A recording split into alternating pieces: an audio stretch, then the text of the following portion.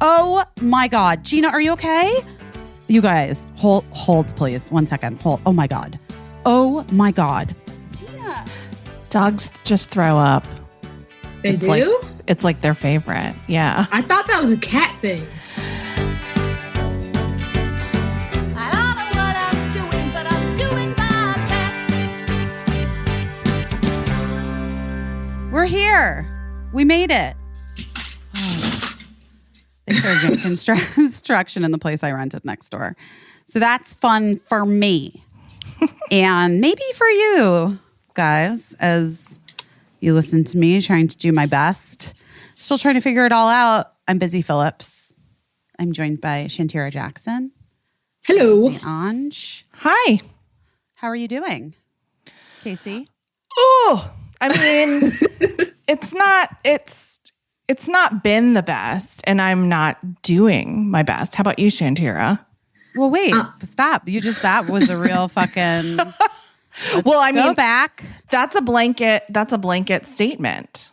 I think that it's been a rough one. It's been a rough one. Yeah. I'm tired of spending my money on all of this. If I'm being completely honest, I'm tired of donating all my money. I'm tired of having to save democracy because of white supremacy. Truly. That's what I felt like this morning. Every 2 minutes, every poor person I know, it's giving their unemployment money.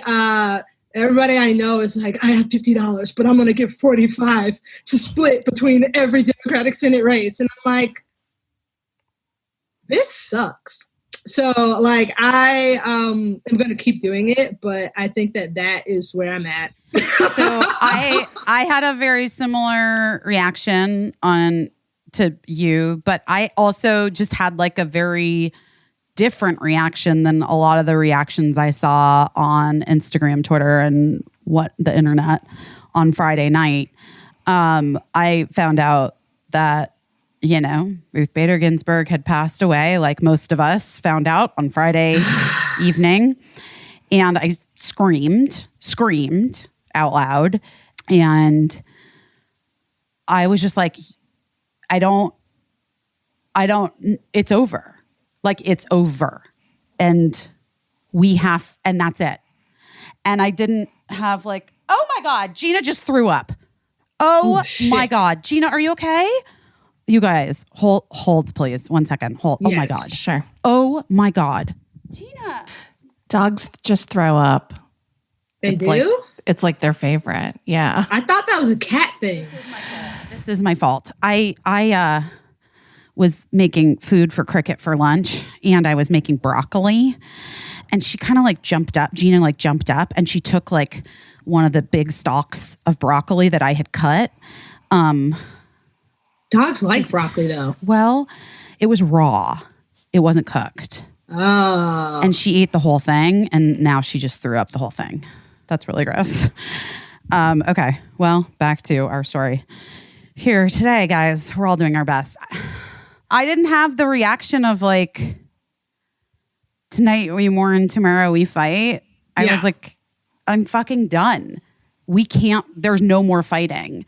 And also the time for fighting is not tomorrow. It was 4 fucking years ago. Yeah. It was 7 fucking years ago. It was 20 fucking years ago.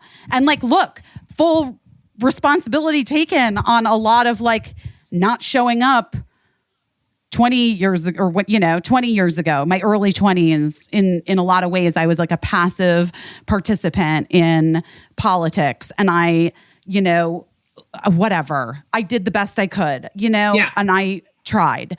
But now I just feel like, what are we supposed to fucking do? You're right. We can't give any more fucking money. We can't give any money to any more marches. It feels like the people are giving money. The people are in the streets. I do not feel represented. I do not feel like I feel like the Republican Party will do anything to push their agenda. And right now, I feel like the Democratic Party is so rooted in niceties that I'm going to die.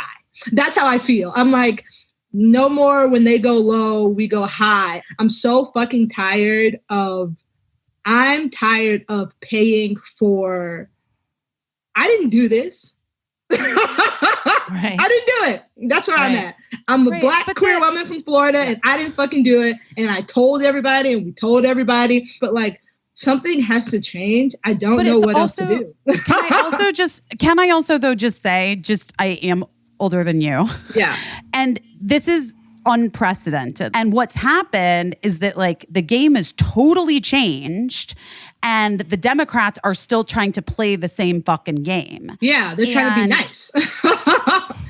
I had my confidential Zoom call with because I'm on the council for Center for Reproductive Rights yesterday on the Creative Council. And it was like, it was really upsetting to hear from the people from Center for Reproductive Rights and how like normally I can get a sense of like, well, we've got this and then we have this and we have this because they're lawyers and they meet things. That's what they do, is that they work for reproductive justice, not just in the United States, but around the world by passing legislation, by fighting unconstitutional laws here in the States, by going to the Supreme Court.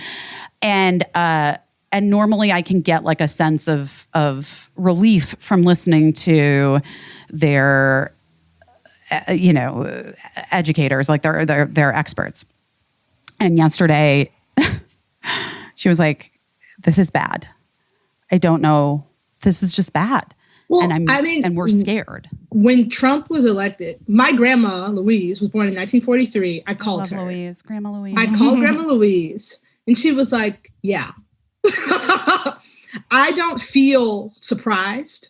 I don't feel, I always say I'm like always disappointed, but never surprised. I'm never surprised by white supremacy. I'm not surprised that these people are evil. I am surprised it took this long for people that I know to believe us.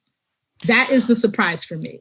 I think there's just a huge problem. People talk about the two Americas, and Absolutely. It's been a long time since we were so divided, and not just divided, but polarized. Like that doesn't, that means that we're very far apart on what we believe. And, so we're standing here saying like, but they're being hypocritical and they're not holding true to their word. And you're right. That's not surprising. And they don't care, that they're not upholding something that they claimed to uphold just 3 years ago. Right. So it's not a surprise. No. And that's very frustrating for me because two things that I really hate are gaslighting and I really despise hypocrisy. I just do. Like I will have so much respect for you if you say something and you stand by it and you own it. But the minute that you start to equivocate and just adjust your agenda, then that's very frustrating for me because there is no fighting fair against it. Yeah. When someone constantly moves the goalposts on you, constantly gaslights you and tells you the thing that you know to be true isn't true, then it's very frustrating. Did you guys watch The Social Dilemma? Yes, I did. I didn't watch it. It was very interesting. It's really good. It's very interesting. You should really watch it. It's very it applies to politics, but it also just applies to so much more. And especially having kids and some of the stats that they were trotting out about how much more common it is for young preteen girls on social media to be depressed and suicidal and cut themselves has gone up by over 100%. Over 100% just since the invention of social media. And it's I'm in this place where I'm social media has given me a lot. I think that social media has given me a lot and a lot of gifts. I probably wouldn't know you guys if it weren't for social media. But then I'm am I not paying attention to what it's taken from me?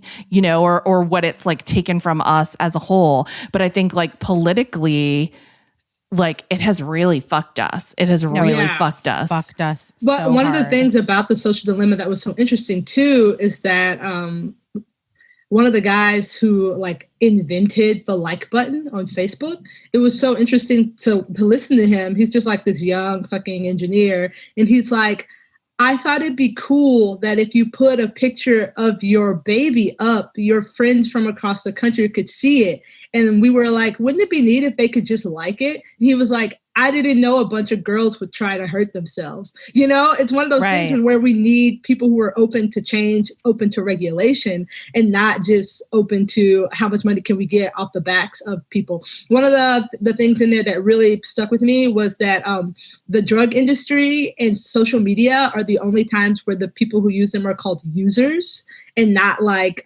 clients or customers. And it was like, if you are a user, that means that you are the product.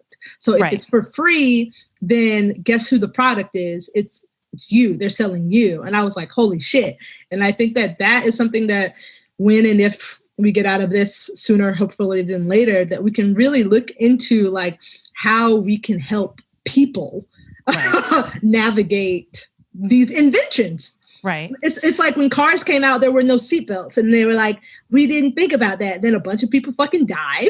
Right. And we had to get some regulations. Well, and then the thing that we have to remember too is that, you know, people railed against seatbelts at the time. Mm-hmm. This isn't even the first anti-mask movement. There was a movement before with the flu pandemic, you know, or whatever.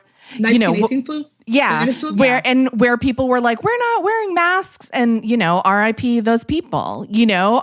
So I just try to keep reminding myself that these people that disagree so wholly with everything that I firmly believe in my heart to be right and moral and good, also think that they are doing what is best for our country and for each other, and they think that what they are putting forth is right and moral and good.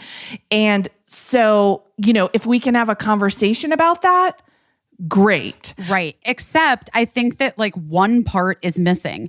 That's what I feel like the difference is between when I was talking to my therapist, what's up, Lita, about Bush and the Bush administration and the Republicans that were like, you know, into him at the time and what we're dealing with now.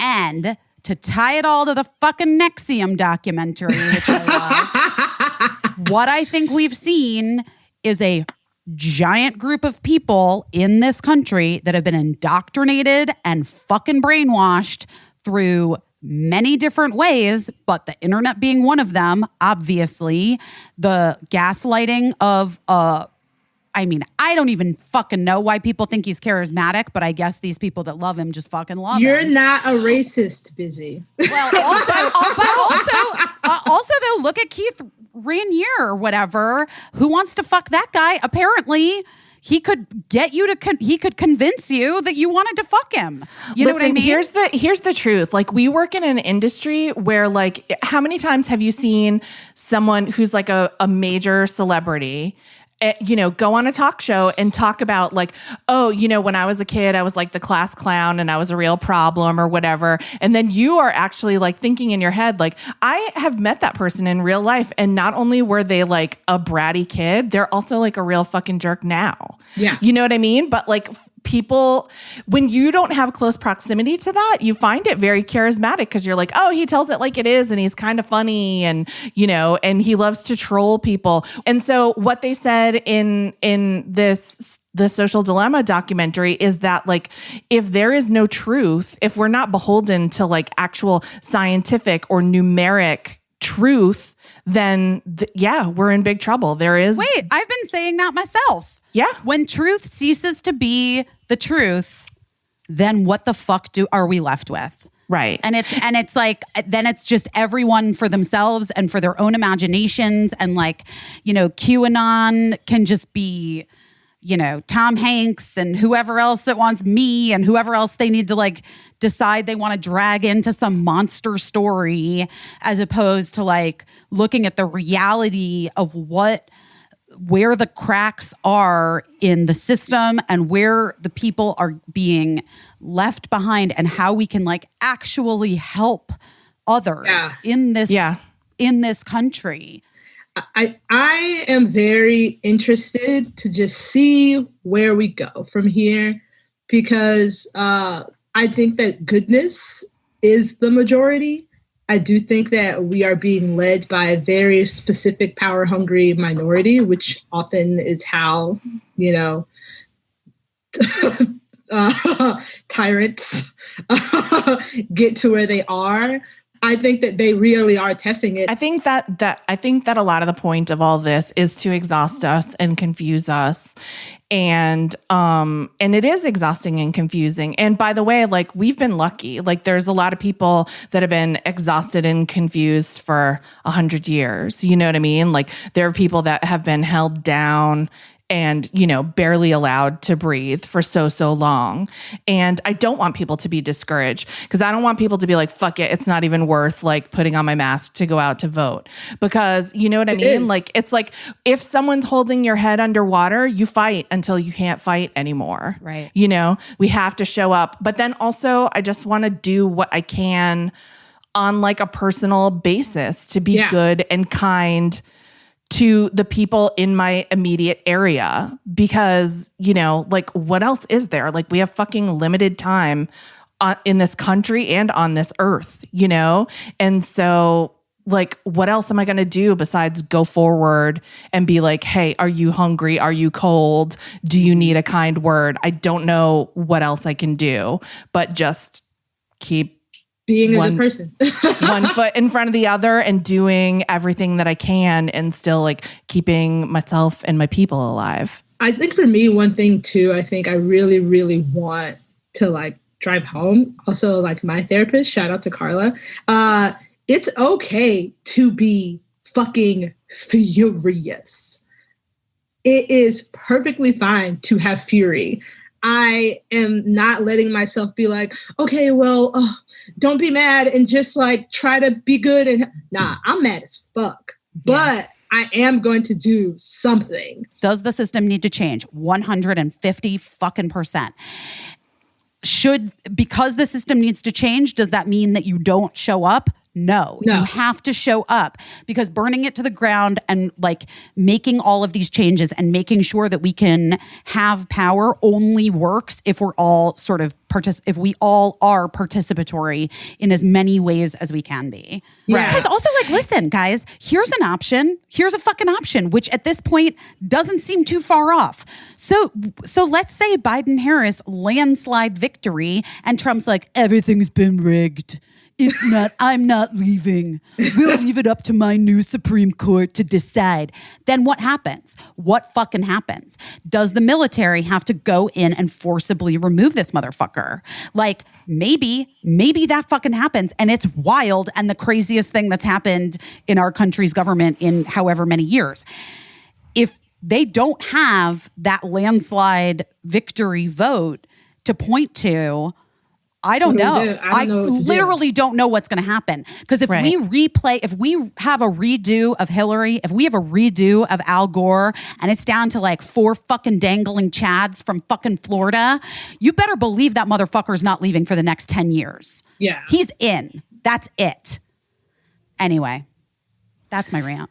It's really difficult because of the way that politics works, the way that how many elections you get to vote in your lifetime. It's that we're constantly on a learning curve. Yeah. It just seems like people cycle in and out of their voting life without ever learning a lot of really important lessons that, you know, that we need to learn. I've learned so much. I've learned how important down ballot shit is. Yeah. I had no idea when I was a young person in my early 20s voting, how important the LA City Council was, how important like making sure that you know, the people that are in control of making the boundaries that then essentially control gerrymandering, that then essentially can make entire districts turn one color or another. By design, we were made ignorant. Yes. I went to one of the top 100 high schools in America when I was in high school.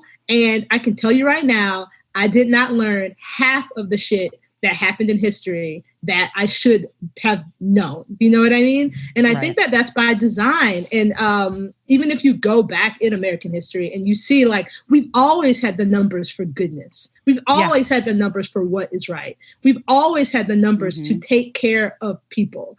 We had so many numbers that they made Black people 3/5 of a person so that they could win the vote. You know what I mean? That's right. So, like, there is absolutely no reasons for you to believe that the people that we see in charge are the majority.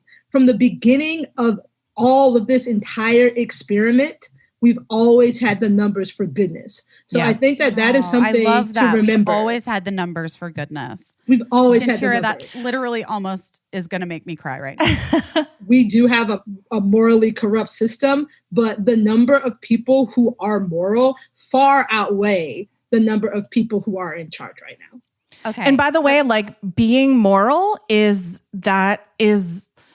being able to disagree with someone without needing to destroy them and wipe their way of life off the earth. Something can not be for you, and you can live your life never touching that thing without needing to watch someone be utterly destroyed because they believe something or live a life that's different from yours. If you like eggplant parmesan, go for it, but I'll never touch it. Exactly. It's the worst. It's the worst. You guys, we're probably preaching to the choir but here. Sometimes people just need to know that they're not alone in their fury. Yes. So And I was going to say, have you guys seen the video by this rapper Yellow Pain called My Vote Don't Count? Yes. If you are confused by any of this and any of the things that we've been saying, that is it's like a modern Schoolhouse Rock. It's gone super viral. But as we learned in this social dilemma, like, maybe your algorithm is hiding that from you because for whatever reason, it thinks that you don't need to or don't want to see it. So look it up. Yeah, his name's Yellow Pain and it's YELLO, no W. Yes. Listen, we're gonna have to link this. Yes, on it's our, really on our good. Instas. And Not so only is good. it informative, it is a true bop. it's a true bop. You live a bop. Do you have one more thing to say? I was just going to say, you guys both shouted out your therapist, so I should shout out my therapist as well. Wait, who's your therapist? What? Frasier reruns. I was gonna say on some good news. Schitt's Creek did win all 7 Emmys that they were nominated for. That was That's excellent news. Excellent. I didn't so watch cool. the Emmys. I'm full disclosure. Well, here's the deal. Nobody wanted to watch them in my house. So I was a bit on my own, much like Fantine from Les Mis. And I just was like, well, it's not even, it's fine. I wanted to see it. I was curious. My mom texted me, Biz, you're on the Emmys. And then I was like, I can't even, is it in memoriam? What is it? I can't even. R.I.P. Busy tonight. Still 5-10 years later. But I did turn on the TV to get up an episode of SpongeBob, and I saw my old friend Jeremy Strong win for Succession, which was wild because I've just known him legit forever through BFF Michelle Williams. And this is like such a wild thing, but like we called him Flower Pot because that was what Michelle's daughter called him when she was like a baby. I don't know why. I don't remember the origin story. But like in my head, I was like, oh my God, Flower Pot won an Emmy. Like I said it out loud. I was like, oh my God, Flower Pot won an Emmy. And I texted Michelle and she was like, oh my God, so exciting. Because she doesn't, have television. She lives like She's a fairy. She's a fairy that lives in she lives in like a branch and twig. She is very petite. If you threw some wings on it, I believe it. someone like pedals every day to like get the water boiling for soup or whatever. I don't know. But you guys, I thought the Emmy, whatever, that's great. I love Schitt's Creek. I love what Dan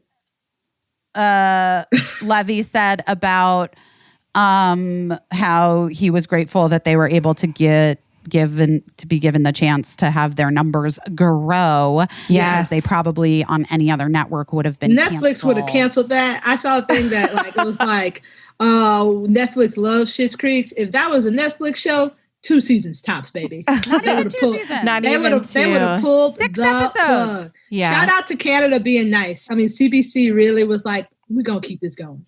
Yeah. Shout out to Regina King for being our queen. I love her. I want her to win everything. I want her she's the to. She does win everything. I know, but like, I want her to like EGOT. She's gonna win an Oscar. I mean, she's won an Oscar. But Yeah. she's gonna win an Oscar this year for directing. Mark my little words. Oh my God, I would love it. I mean, like, I'm obsessed with her winning. And like, I always think about how, the white people will be mad at me. What's the name of the lady from Seinfeld? Julia Louis-Dreyfus. Yes. I always feel like whenever she would be nominated, it'd be like, okay, so like she gonna get that. But now I have that feeling about Regina King, and it's like cool to be like, that black lady gonna win. I love Regina. She deserves it. She's amazing. And The Watchmen, if you haven't watched it because you're like, I'm not a sci-fi bitch or I'm not like a comic book bitch or whatever, just stop. Just watch it. Yeah. And it's just like, it's outstanding storytelling that transcends, you know. You know I'm not a comic book bitch. Remember Right. remember when Gina Davis was on Busy Tonight and I was like, I've never seen any of the Marvel movies except for the first one that was like Strong Man, and she's like, Iron Man? I'm like, out of your mind? Like, are you kidding? You don't even know their names? And I was It's like, okay. no, I don't. But Watchmen is one of the greatest shows It's ever. so good. And then Zendaya won. Ugh. Zendaya has an Emmy. I mean, That was amazing. That was It's so good. incredible. Very proud of her. I've not watched Euphoria because my son told us that we shouldn't, that it's not for us. Me neither. That's so funny. It's for young people. I watched I'm it. fine with that. I didn't watch the whole thing. I'm like very sensitive. And then I saw up to an episode where a girl like in the show, she's in high school and she was messaging to like meet a grown man. And then I turned it off because I got sad. I didn't want to see where it went. But I fully support her. So happy. Yeah. So I fully know she deserves it, even though I've never seen a second of Euphoria. I've been forbidden. Okay. Well, let's see. I just want to talk about some other things happening that people are talking about just so that we can all get through it all. Because it's a lot. And I know here's one thing I will say. It's great to feel the rage, and sometimes it can be overwhelming. And then it's okay to do what I did this morning and look at legit 40 minutes of People Magazine Star Treks. The duality. Of it all. Even though I'm like, definitely not, I like don't love a paparazzi moment personally. I don't love it for my friends or the people that I love or any celebrity. I think it's weird and creepy. But today I was like, I'm just going to zone out on like Shia LaBeouf jogging in LA and like all these other random pictures of like, and it's like interesting the celebrities that they pick. Do you know what I mean? Like who repeats in the things. It's always like Anne Hathaway. Always.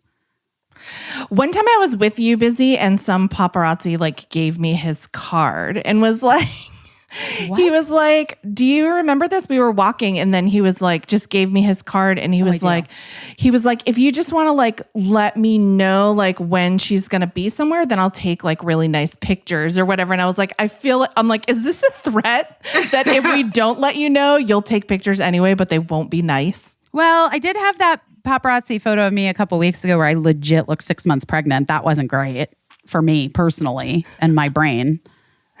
Yeah. They're out here. Well, I also, you know what? I had 2 babies and I have stretchy skin in my stomach. And if I'm really breathing from my diaphragm, I can puff that as you sucker should out. be. And I can like just look pregnant.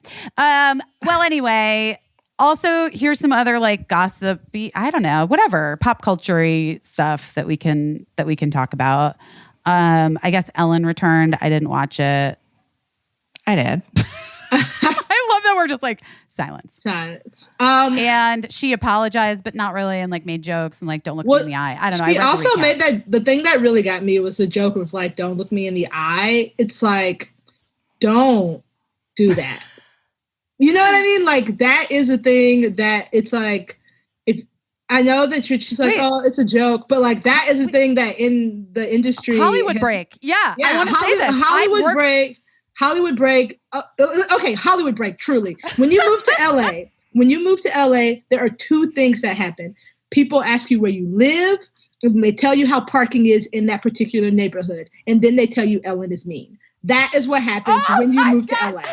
You move to LA and they go, where do you live? Where are you moving? You go, I'm gonna live in the valley. And they go, oh my gosh, parking is great in the valley. Ellen is mean. Or you'll be like, oh my gosh, where are you living? And you'll be like, Los Vilas. The neighborhoods are so good. There's so much cute food there. Ellen is mean. That is what happens in LA. Oh, and then God, on Twitter, so funny. On Twitter, somebody called it out, and then the entire America fucking found out about it. But this is a Hollywood break, well-known secret in Los Angeles is that like people say that Ellen is mean. So I didn't like that joke because I think it's rooted in truth. I don't think I'm ever going to get booked on Ellen, so I don't give a fuck. Listen, here's what I'll say about all of it. Here's my Hollywood break. In my 20 plus years in this industry, I have actually worked with people who had a do not look at me in their thing, like not their contract or whatever, but you just were told, and like any extra or any person under, who's not the director or the first AD or like a pre-decided person who's allowed to look at the person in the eye or talk to the person directly, no one else on set is allowed to speak to them. And it's not always like you're like, oh, well, it's got to be like a huge superstar who just like needs to be like wants to focus and can't be bothered. It's not always that. It's almost always never that. Like, in fact, my experience with like huge superstar people on set is the opposite of that. But, like that they're very friendly and they want like the crew to feel like I'm just another person, know.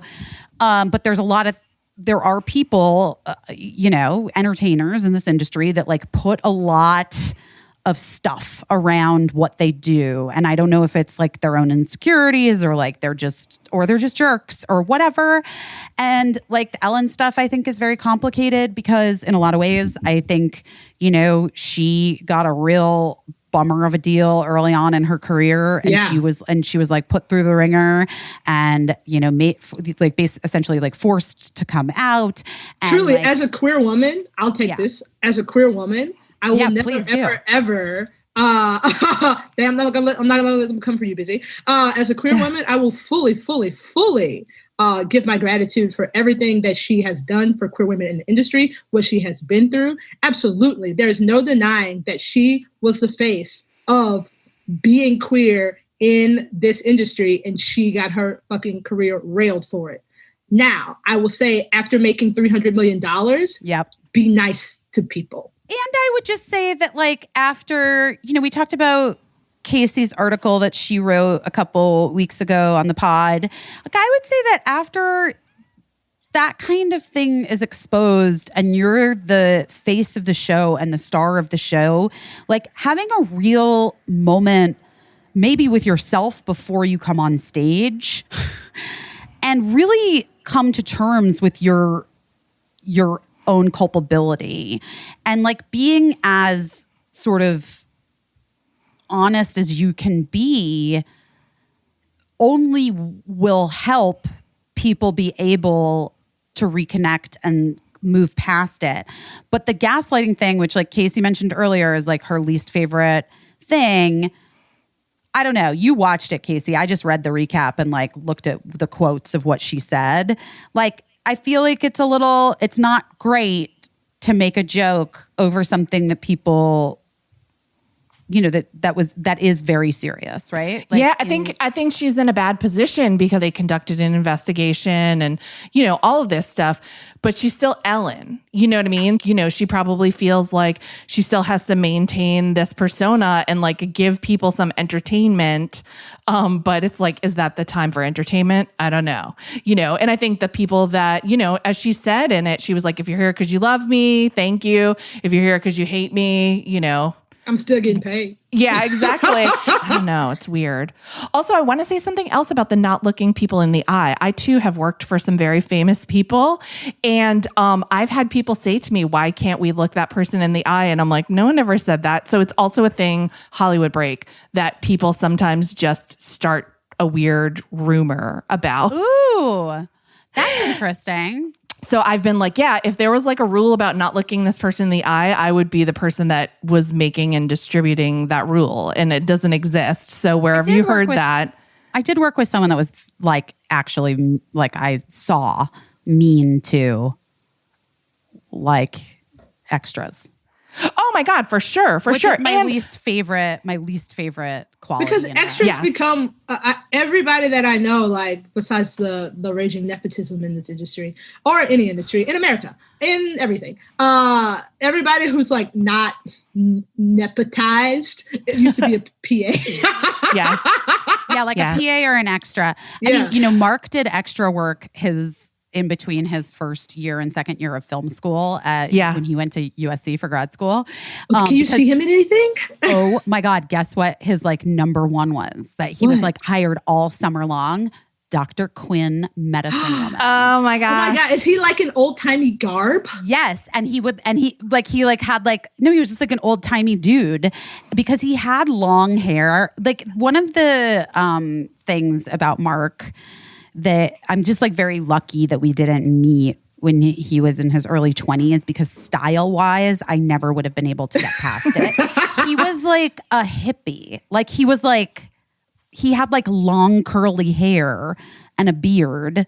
I love the beard, but like a beard and long curly hair. And he wore hippie clothes and he had like a Jesus vibe. Birkenstocks and like, liked a hacky sack, maybe. I don't know. It was the 90s. I made it up. But like, he looked like he'd be comfortable with a hacky sack, at least in the pictures I've seen. So he got hired on Dr. Quinn Medicine Woman all summer. And like, he was like, for him, look, my husband writes and directs and like makes movies now and has for well over 20 years. And for him, it was, as a person from totally outside of the industry going to film school, the only chance he had to be on a set. And Jane Seymour was lovely. So there's no story there, but I just mean like, a lot of people do extra work because they're interested in the business. They want to learn. Actors, they want to learn. And like, it's not great to be mean to extras.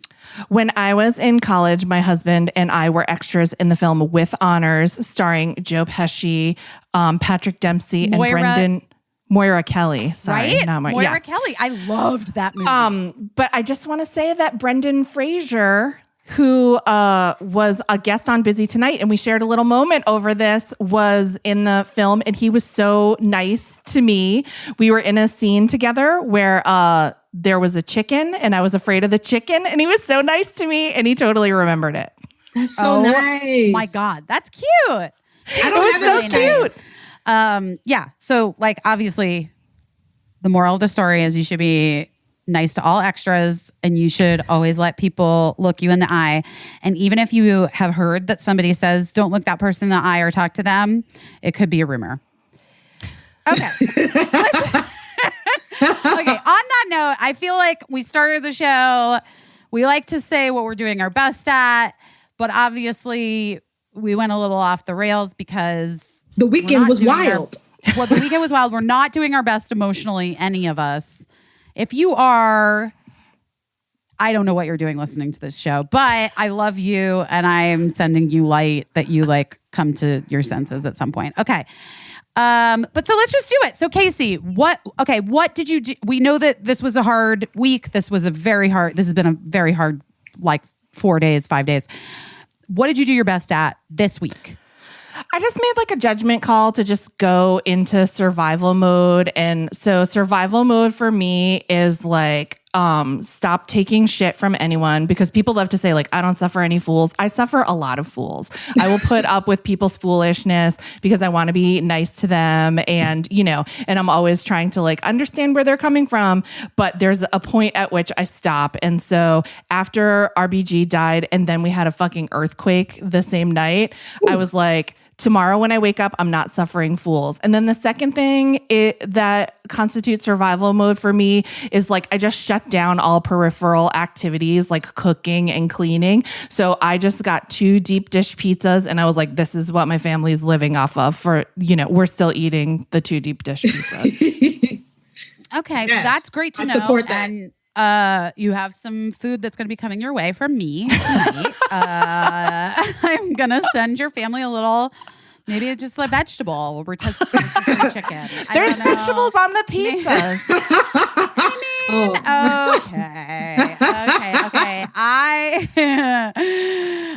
I feel like I'm doing my best right now. I'm trying my best. I'm doing my best at like definitely this week. I've just been like leaning into the being open to any possibilities, like all over the board, all of them, all the possibilities for my life, for our collective lives, for the future of this country, for the future of where I'm going to live, for the future of anything you can think of. I'm like, I'm just going to be fucking open. That's number one. But also, I did take the girls upstate, and I have had some like good mom stuff since we left LA. That's and cool. that kind of Good. like shifted. Oh no, I'm going to cry. Oh no, am I going to cry? It kind of shifted my perspective about like what I feel like has been missing in my kids' lives and what they maybe don't even know they need, which is to like be in nature a little bit more and be away from screens, like you said. I have to watch that documentary. You're like the 5th person that's asked me if I watched it. And engaged in like non-consumerist activities. Because in LA, there are ways to be adventurous, and there are ways to be like one of those families that's like, we went up to Mount Baldy this weekend and like we did this and we did that. And like we went to the beach and just like had a day and there was nowhere to pee, but it was wonderful. You know, we are like not those fucking people. Like just, you got to know who you are, you know? Yeah, right. And so like so frequently in our weekends with our kids, you know, you don't get that many weekends with your children. You just don't. It's like, I don't even know what the number is. Somebody wrote a book. It's like 900 weekends. It's 900. It's 900 weekends. Thank you, Caissie. I'm so glad you're smart. This is why we work well together. So you have like 900 weekends until your kids like are out of the house, right? And so frequently our weekends in LA, we would like try to like do something cultural, like let's go to the Skirball or let's go to the Broad. And then there's like a huge line of people and it's like you have to wait out. It's hot. And then there's the giant gift shop. And then like all it becomes about is like, when do we get to go to the gift shop? And like, but look at the art. And they're like, fuck you. I want like a pony stuffed animal or whatever. I don't know. You know, and so then like at some point I'm just like, can we just go to the Grove? Like, let's just go to the Grove and like we can sit on the lawn and they can eat macaroons and then like they'll yell about like wanting to go to like, you know, Baby Gap. I don't even know. Or like the toy store, the candy store. Like, I don't even know. And I just feel like I became such a passive participant in like my parenting, like the path of least resistance, because there were the shiny options were so much easier and more readily available than like, because I would try to force them to do other things. Like even like going to Griffith Park, we did one hike once and this is not a joke. It ended with like me and one of my children, I will not sell them out, screaming at each other. And then that child being carried by a stranger It wasn't a stranger. It wasn't a stranger. Being carried by someone who was with us down the rest of the way. Like, you know what I mean? Like it's never been. But then these girls, I took them to the country. Cricket's renamed herself Little Nature. Little Nature. She asked for that to be her nickname, guys. Birdie was like so calm and was like rolling down a hill. And then like even when I know Birdie, Mark's like, you're going to be itchy and you're going to complain about it. She wasn't. It was wild. And I don't know. It just felt like it is really hard when you live in these big cities.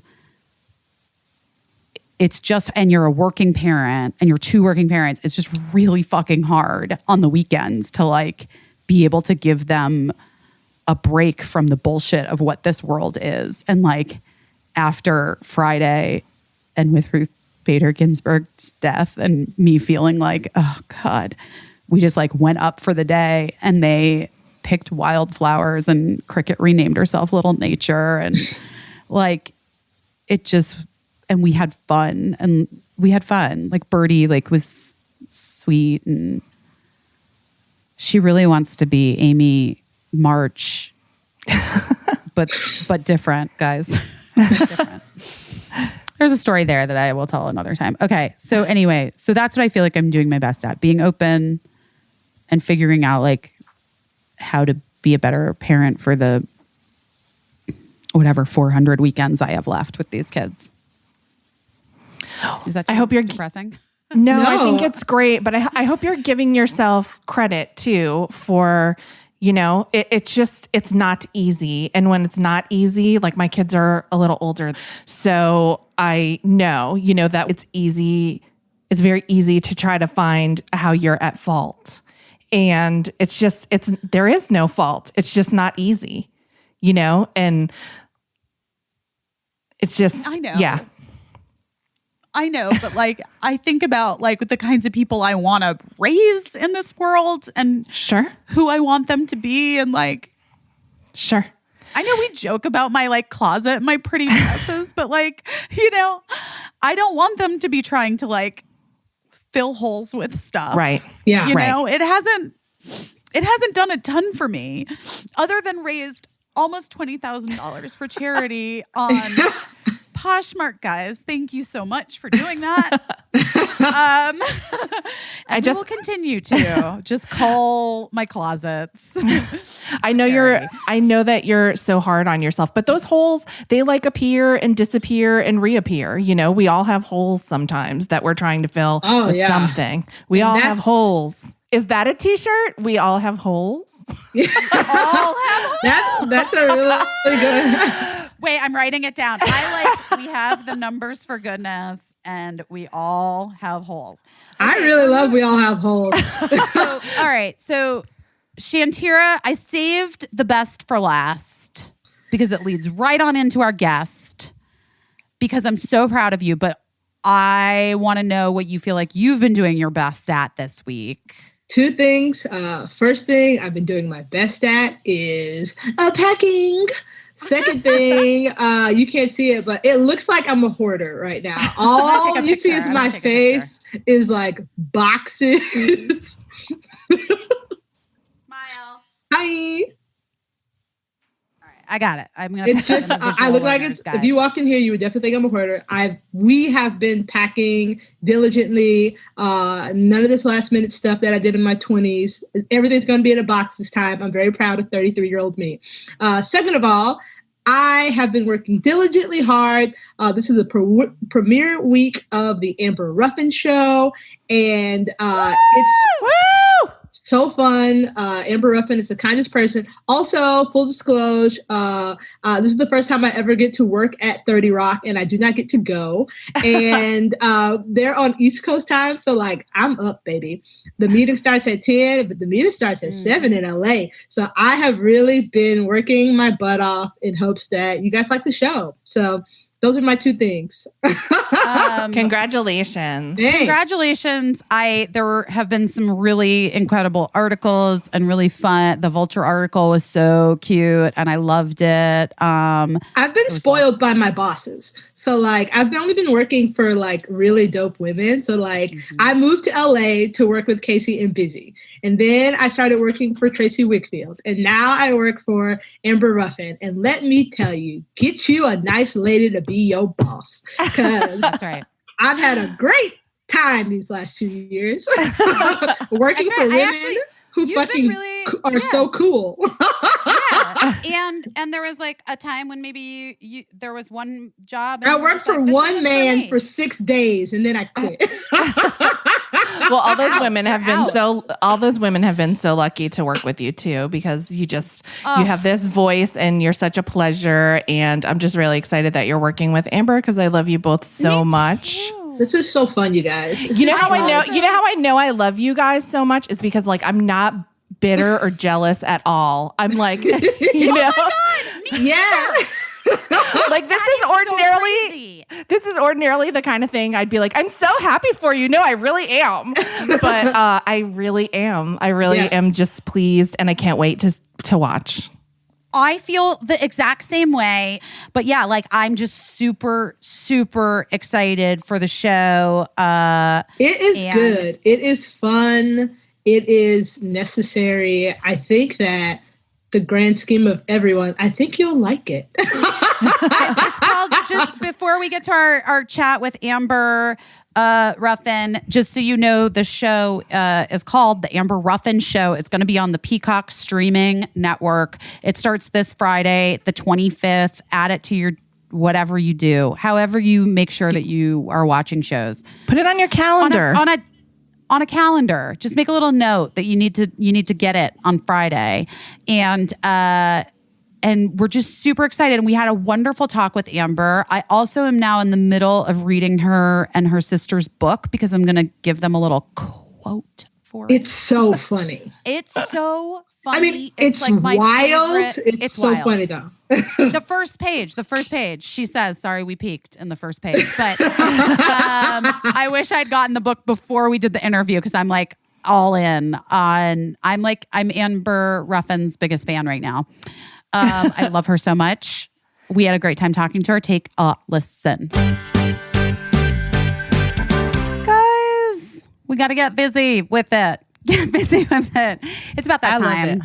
It's about that time. It's about that time because it's about 5 p.m. here where I am. And, you know, it's 5 p.m. somewhere.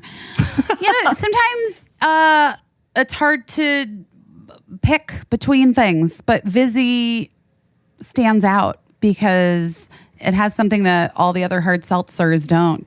Do you guys remember what it is?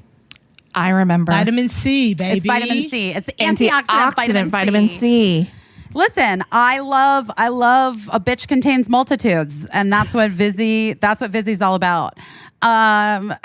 Vizzy's the only hard seltzer crafted with the antioxidant vitamin C, and it's got like all kinds of delicious flavors. What's my favorite's black cherry lime. I don't know what yours is. Blueberry pomegranate, strawberry kiwi, pineapple mango.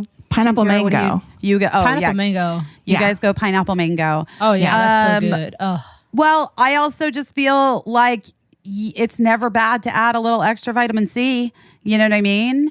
I'm fascinated by where the vitamin C comes from. Do you know that story? It's wait, how do you say it? Acerola? What is acerola? What is acerola? Caissie? It's like a cherry. It's a super fruit with 30 times more vitamin C per cup than an orange. What? And just a little tiny cherry. And just a little tiny acerola? Acerola cherry. It's not an areola. No. Acerola. No. Okay. Is it like, it's like one of those things. It's a super fruit. It's a super antioxidant fruit. Yeah. And that's where Vizzy gets its vitamin C from. So you know it's real, guys.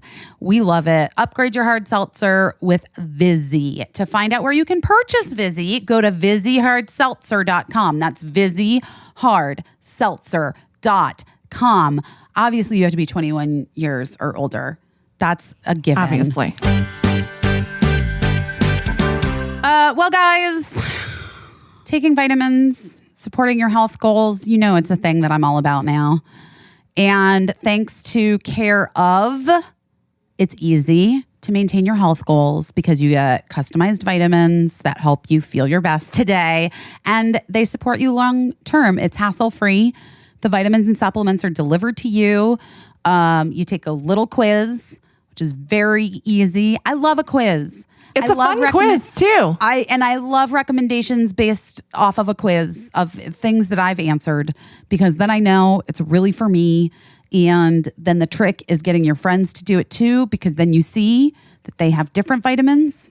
And then you're like, oh, they don't just make you take that quiz and then send the same thing to everyone. They actually tailor it to you, which is fantastic. Care of's products are formulated with good-for-you, clean ingredients that are backed by science. The protein powders are made with wholesome ingredients you can recognize, like organic cocoa and pink Himalayan sea salts. Of all the sea salts, I like pink. I like pink Himalayan the best. That's a go-to. And I feel like when I go into a store and I'm like, I need to get on some vitamins, I need to I'm not sure, I need to pep it up or whatever. I'm always like, what? There's 4,000 different things and I don't know what to do. You know what I mean? It's overwhelming. It is overwhelming. And I feel like the quiz and the expert recommendations make it so easy. And then what you receive is totally up to you. So anyway, I feel like for me personally, this is like a great option because it's like always, a little bit difficult to try to get yourself on a vitamin plan. And I'm very committed to my wellness right now. So that's just me personally. We have a special offer for you if you want to try it out for 50% off of your first Care of order. Go to takecareof.com and enter code BEST50. So 50% off of your first Care of order. Go to takecareof.com and enter the code BEST50 and you'll take the little quiz. It's like 5 minutes. Tell what your diet, lifestyle, health concerns, and you're going to get these recommendations and you can choose the vitamins that get sent to you. A customized vitamin plan, guys. Care of. It's amazing. We love to see it. It's happening to us. Oh, This is so exciting. It's so good to see you. I'm in New York in the kitchen. Yay. I've been in that kitchen before. Yeah. Are you filming your show already? What's happening? Tell me everything. It's Fridays. Okay. It's going to be shot on Seth's set. So we'll just take my set and put it in front of Seth's set. Because he doesn't, he's the Because we don't shoot Fridays. Right. He doesn't shoot. Right. You don't shoot Fridays. So, and are you continuing on, are you continuing on his show too? Yes. Yeah. But Wait, because is everybody press record, by the way? Oh shit, I haven't recorded anything. Yeah, I just pressed it a little while ago because I did forget. We were just warming up. I know for sure, but also I have to tell you, Margarita. I was going to say, guys, I've had a kind of stressful weekend, and I did take a weed gummy earlier, forgetting that I was going to be doing this, but I don't think that that's a problem. No. I think it's going to enhance your performance. But I did forget to press record until just a second. So well, it's pressed now. Okay, good. So is it pressed now though? Just double check. 31 seconds. It's Thank pressed. You. Okay. I am super excited for your show. Have you guys been doing test shows or anything yet? No. No, we haven't even hired all of our writers yet. Are you looking at my box? Are you looking at my I don't know, man. Tell Peacock to talk The to deals are not closed. Shantira. Shantira. I mean, we'll see when this come out if I'm working. Oh my god. Oh my god. Freaking Wait, this is such a show scoop. starts November 20th. Shantira never works on the show. It's just a bunch of misinformation. I want to. I'm tired of. I just had like a meeting before last week. I had an interview. It was like a general, and I was like, I would love to not do that anymore because I don't want to work. Like we can cut this, but I don't want to work for your game show. It's just like a bunch of white men being like, "This is my game show," and I'd be like, ugh. I'm just like, I don't want to talk to you no more. I just want to talk to my friends. Can I work on Amber's show? I want the next white man that asks me about a game show or a reality show, the response to be, she's working on Amber's show. And then I just like don't have to talk to anybody. I hope that works out. I know. A I little want bit that of for like you too. Hollywood insider goss. Like this is how it Bit of goes. the hot Oh yeah, gossip. it's just like hot guy secret. Well, Amber, I've told you this before, but I've just been steadily ruining my career by having meetings. Like every once in a while, I get brought into a meeting about a late night show, like whether they're looking to hire someone or they're looking to like have someone consult on their show. And every meeting, my solution is, oh, just fire who you have and get Amber Ruffin. And thanks for coming. And I'm like, That's the best solution. if I'm going to destroy my career, let it be for a cause called Amber Ruffin that I enjoy. I 100% approve of your behavior. Are you gonna get to do like my favorite bits of yours from Seth's show? Do you get to take them or do you have to leave them? We can do whatever we want. Chefs at a fancy restaurant. You guys There know are that. no. Is that true? But so is Seth. He's your executive producer on your show, right? Yeah. Which is great. So Yay. you can do whatever these you want. People let us do whatever we want. There are no rules. I always try to get this point across to people when I talk about doing this show, like friggin' Pete Gross. Do you know who Pete Gross is? I do. Pete Gross is the guy with brown hair from the Sonic commercials. There's Yes. that blonde guy, the brown hair guy. Now, Pete did 50 million of these commercials while he was at the job and was gone like once a month for like a week. Meanwhile, we have a week off every month. And it just never goes on. Oh my gosh, Ellen needs to talk to Seth. It's the Montessoriest place to be. But here's You what I'm really going to are. say. I think that's why maybe it's the show I like the best. And I feel like, I don't know if it was, you were there from the beginning, right? Mhm. 2015. Yeah.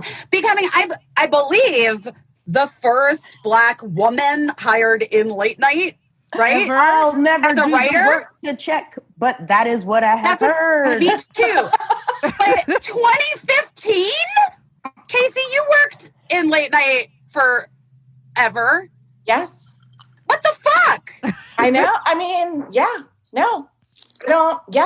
I don't know. Amber's the first. There's When a lot of firsts I going on. know. The first writer, the first Black The woman first writer, or writer. the first Black woman to ever work in late night? The first Black woman writer on a network On a late network night late talk night show. Yeah, because Okay, Wanda okay. Sykes did HBO and won an Emmy.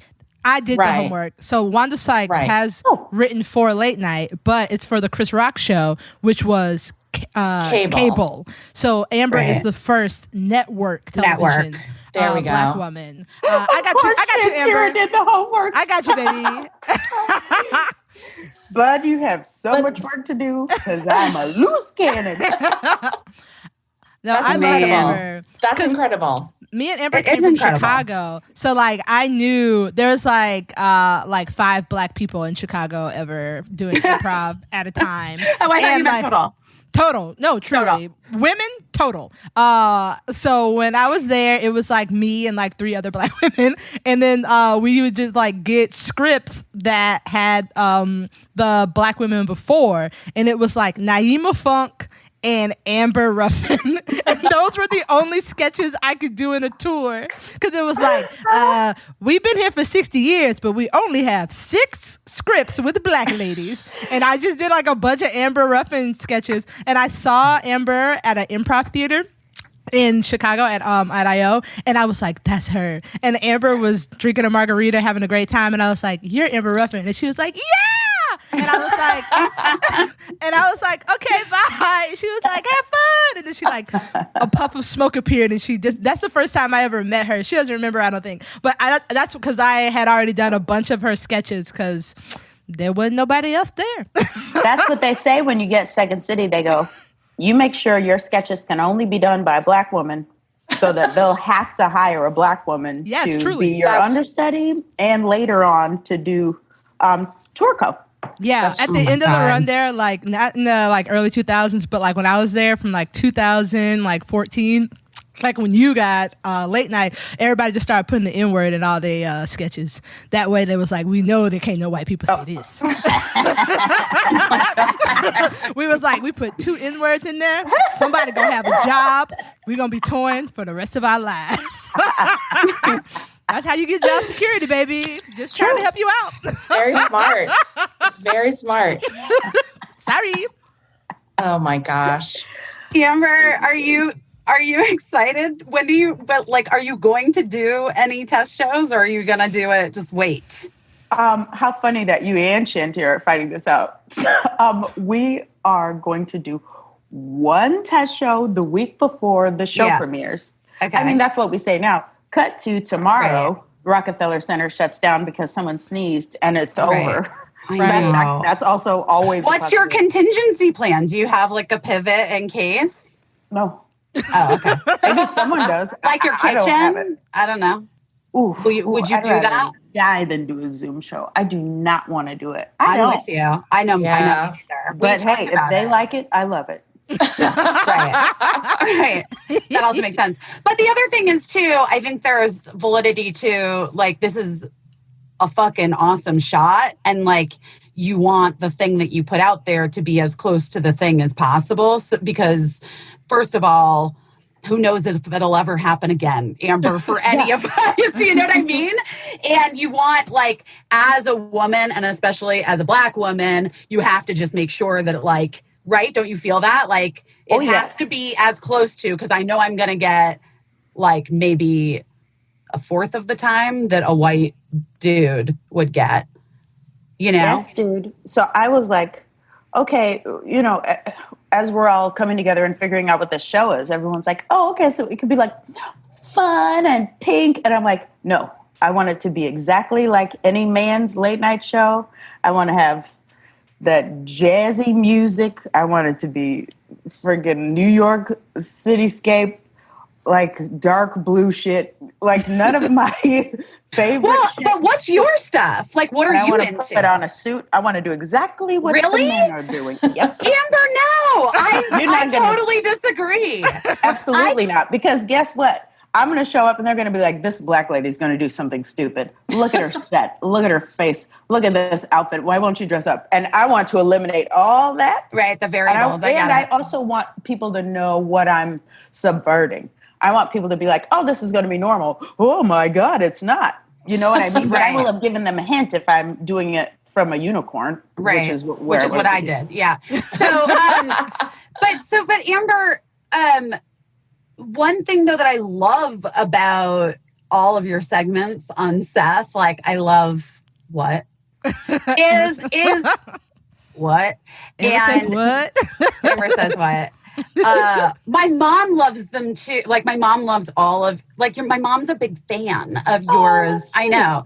But you know why she loves you is because you're like super bubbly and loud. You know, Barb Phillips loves a loud lady, Shantira and Caissie and me. So I like, that's why I wanted to know if you get to carry some of those things over, if you're going to do all new things, if you're going to still do those things on Seth. Anyway, I had a lot of thoughts about it. I'm sure we will. But also, we're going to do whatever we want. There are so few rules. I mean, I guess you ought to know. But when someone turns to you and is like, so what are we going to do? You go, it's up to me? I guess we just do what I feel like doing. it still feels crazy. And we haven't even started anything yet. So hopefully I'll grow into it. But I mean, it feels nuts for 40 grown-ups to be like, do you like this backdrop? Yeah, it's great. Okay, it's $1 billion. We'll buy it. Don't do that. They've had to be like, don't tell her what stuff costs. But I cannot have that information. It's horrible. It was very easy for us because it all costs $5. And we had so many rules. I think it's so exciting. I think it's exciting to hear that you're going to do it just against like a kind of sounds like a traditional backdrop with all the traditional trimmings, because you are very not traditional. That's one of the reasons I love your comedy so much, is that like my friend Steve Young, who's a writer on Letterman for years, he calls it comedy damage. Like when you're just constantly analyzing comedy and you don't laugh at anything, you get to a point where you're just like, oh, that's funny, that'll work. And so I know those people. He always says like, you have a really bad case of comedy damage from so many years, but you consistently make me laugh because you surprise me all the time. Oh, thank you. Good. I also have a bad case of comedy damage. Woo-wee. My husband will be like, look at this. Isn't this hilarious? I'll be like, it absolutely isn't. And here's why. The out is 2 seconds too late.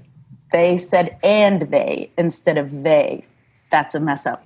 I can just tell. It's bad. I can just tell. Yeah. But I love that. I love that you're saying that for people that are listening that are interested in comedy. Like it is a thing. It is a skill and a job that it's a job. That it's you hard own. to watch TV sometimes. Like if you find the show, like I really enjoyed The Good Place. It made me laugh a lot and it really surprised me, you know? Yeah. But like I grew up, the way that I got into comedy was guessing jokes. Like I would watch a premium blend on Comedy Central, and I was like, if I can guess the jokes, then like I think I could do comedy. And like sometimes I would get it right and sometimes I wouldn't, but when I get it right I'd be like, yeah, I could do this. But now, since I understand the structure of a joke, like I'll watch something and I'll be like, okay, the joke comes now. This should be the joke. What network is it? CBS? This joke should come. If it's Fox, I'll be like, if it's Fox, they might say ass. Like, so like that is so real. It's real. But Amber always makes me laugh so hard. And also, Amber has the best jackets in the game. I asked her if she gets to keep them, and she doesn't. And I'm really sad about that. Your wardrobe from your show? Yeah, I don't. You have to anything. No, you gotta you should keep some stuff. Who knows? I mean, I guess when my job stops, right, then I'll just take it. Right. That's I have to say. What I have to say that's like my biggest regret in this business is that when I first started, I really was like, I've never stolen anything in my life, because I stole like a little pack of gum at the Jewel supermarket in Chicago when I was 3 or 4 years old, and my mom made me go back and apologize to the manager, and I'm crying hysterically, and it was really traumatic. So I never stole anything.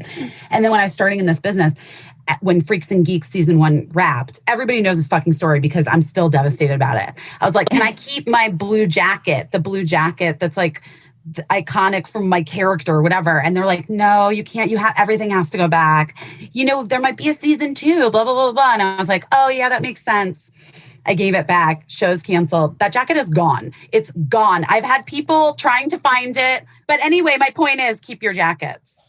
Even if they're not Kim Kelly jackets, if you just think it's cute. You might want it, though, also just like for posterity someday, Amber. You know what I mean? I want the outfits because they're beautiful. Yeah, they are. They are beautiful. Every time I see one, I want it, but Amber's so small, petite, I can not put it on. But also, I think there's a play, Amber. I had a friend who like negotiated it on set. Basically, like if you know, your boss is over there ever like asking you to do something, you're exhausted, you really don't want to do it. Like, I'm working on 2 shows. Like, this is insane.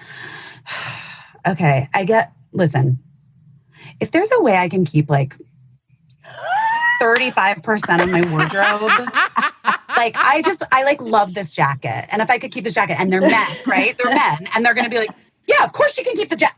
Just call the UPM over, tell her she can keep the jacket.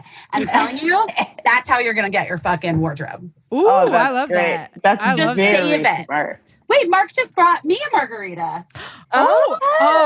Margarita. Everybody, inside scoop. Cheers. Mark makes the best margaritas. Mark makes the best margaritas. Amber, you have to come to LA please. and get it. Mark has the best margaritas I've ever had. Not at someone's house. Like whatever the hell he's doing.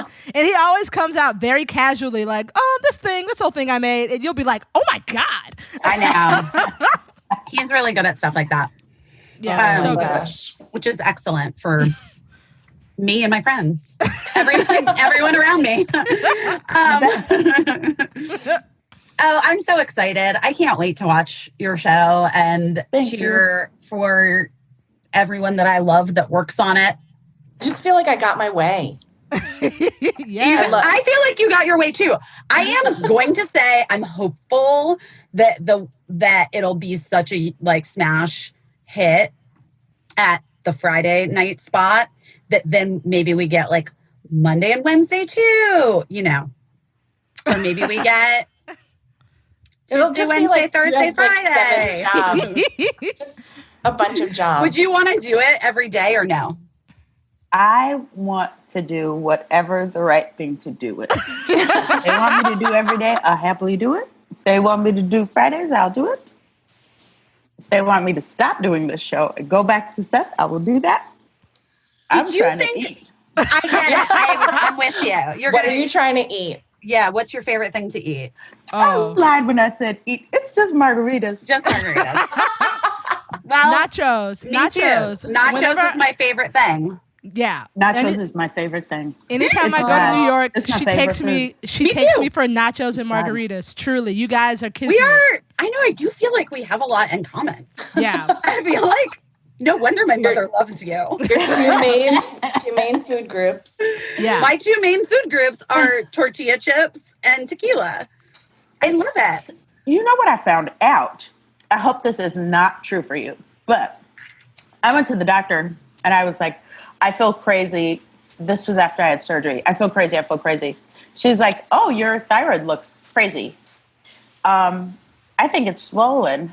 And she goes, oh, try to eat low carb.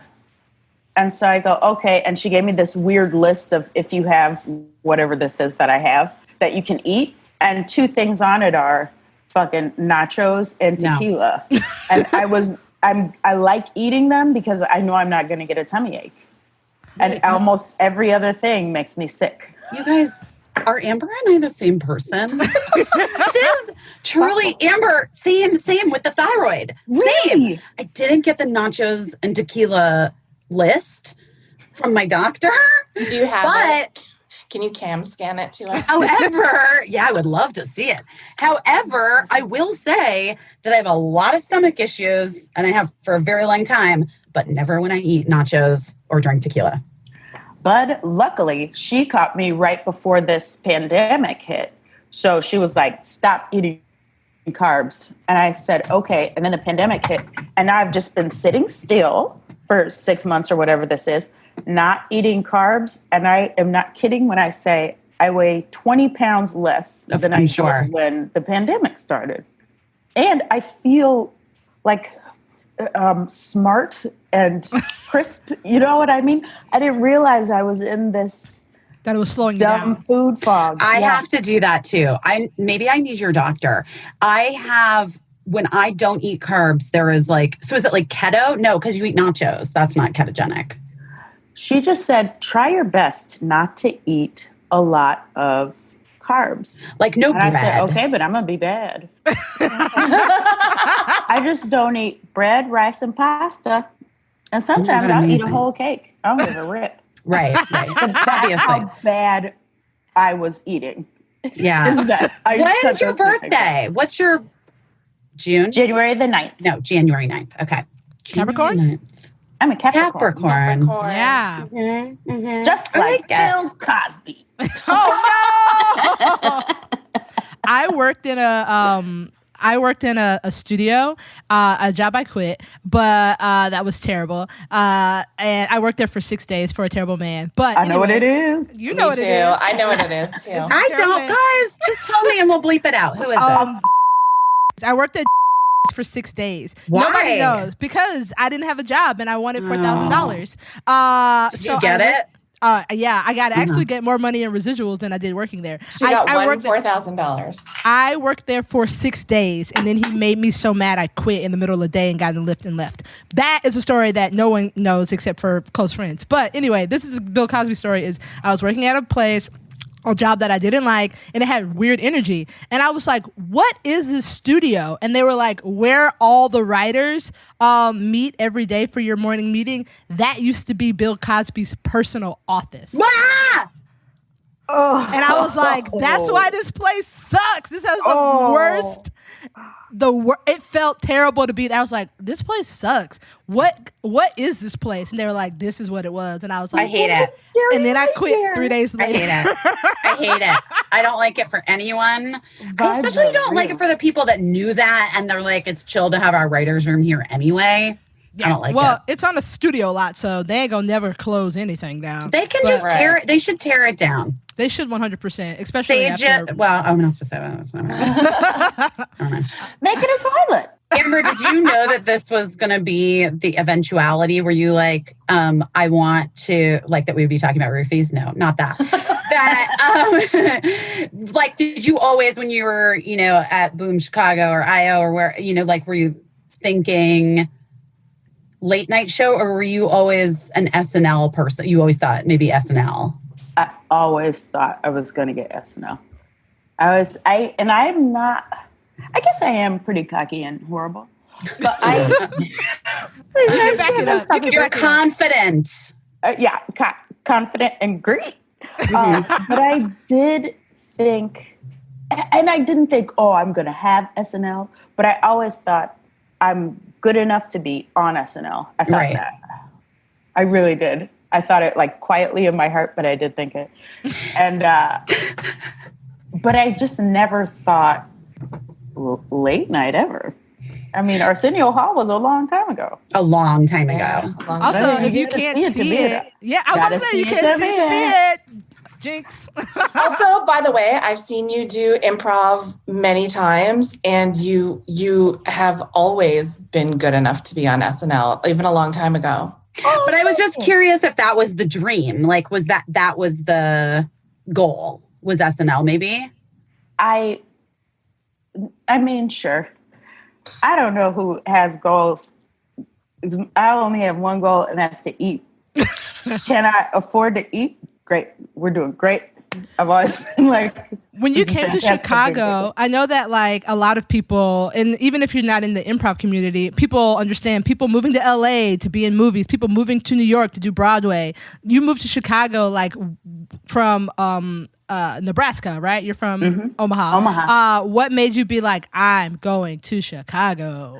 Well, the lady who owns IO, Sharna Halpern, who did, it's gone, it's over. I know, R.I.P. IO. R.I.P. IO. But I had done a workshop with her, and she said, if you move to Chicago, you'll have a full-time job doing comedy within the year. I said, okay. And it took a few months. At the end of IO classes, I had gotten Boom Chicago. And she was right. Amazing. She was right. She was right. She be calling them. And so then after like Boom Chicago and everything, did you auditioned for SNL? Is that what happened? But then Seth was starting his show and they were like, maybe you come over here. Did you audition for SNL or like apply to be a writer? What did they do? I don't know how it works. For SNL because there was a big stink about how they did not have any black women. They did not. Yeah, it was a big black. There's a picture. There's one every few years, right? Yeah, there's a picture of all the black ladies who got to audition. It's like Amber, Tiffany Haddish, like everybody's in that picture. Every black lady you've seen on your TV in the last 10 years is in that picture. And we had just a blast, and people kept being like, "You're not supposed to like post about how you're auditioning for SNL," and everyone was like, "Okay."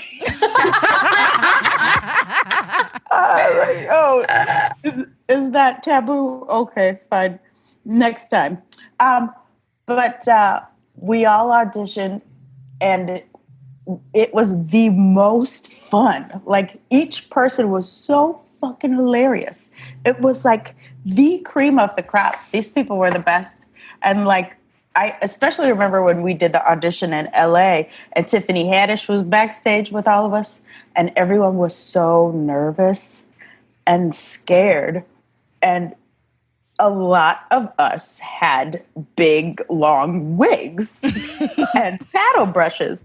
And so they were brushing their hair, and it goes like this. So then, right before the show started, all you heard was Tiffany Haddish started like a tight 5 on it, and we were doubled over crying, laughing. It was the funniest thing anyone's ever done. And she just stood up and was yelling and had this whole bit where she was playing with the hairbrushes. It was beautiful. And I was like, this lady is the best. So was not getting SNL and deciding to go over to Seth or being offered Seth, would you say that's your biggest pivot in life? Or do you have I would guess that might be it, because we auditioned in LA. A few of us flew from LA to New York, and we get off the plane and it's me, LaKendra Tooks, who they did hire as a writer, Leslie Jones, who they hired initially as a writer, and a couple other people. And we get there and we all are all together. We all are like, are you auditioning? Yeah. Are you look funny. And then we all get in the cab together. We go downtown and we're living it up. It's the freaking best. So we all stay at this hotel and we go and audition. And then we go out to dinner that night with like Vanessa Mitchell and some other old Black SNL guys. And it's the most fun I've ever had. And then the next day comes, or that night at dinner. Did you think you'd gotten it? 100%. Yeah. I know that feeling. Like, yeah, you thought you got it. You were celebrating. You're essentially it was a celebratory night. I just thought, and there were so many people there. It was so insane for me to think, oh, I'm it. But I was like, I've been doing sketch comedy as a full-time job for a decade. So, I mean, I got to. I have to. And I'm cute, and I'm here. And this is my moment. So friggin' ridiculous of me. But I auditioned, and then we stayed after, and then we did the little interview they do to make sure you're not weird. They put you in a room, and everyone comes through and says hi and talks to you a little bit. All the other writers and performers, yeah, and executive producers, I assume. Mm-hmm. Yeah, and a lot of people sure you're were not like, weird. Lots of folks were like, "You're our girl. You're it." And so then I was certain I was going to get it. And then I went home, and I had work to do, and I was doing a musical that I had written. So we were rehearsing it, and everyone knew that I thought it was a matter of time before I got a phone call from SNL. So I have a meeting. I have that rehearsal for the musical. I have a meeting with my friend Christina Anthony that night. We're going to try to do a sketch show. And I'm in the rehearsal for the musical, and they call and I don't get it. And I'm just like, oh God, but we have to do the musical tomorrow. Ugh. So I have to just suck it up. And I go back, we rehearse, and my friend's like, oh, fuck, this sucks. I'm like, yeah, it does. Get in the car, go to Christina's house, have the musical, have the meeting about our sketch show. And we have a regular meeting, and she opens the door. She was like, you got it. I was like, I did not. I absolutely didn't get it. And then the business guy comes in. We go, hey, how's it going? I suck it up. Then he leaves. We shut the door, and I just cried myself freaking sick. I was so certain. And Christina Anthony is a very sweet person. She was like, great, we're going to go out and get shit-faced and egg bad. And we did, and it was great. I felt fine. But it was 3 days before I got a call from Seth.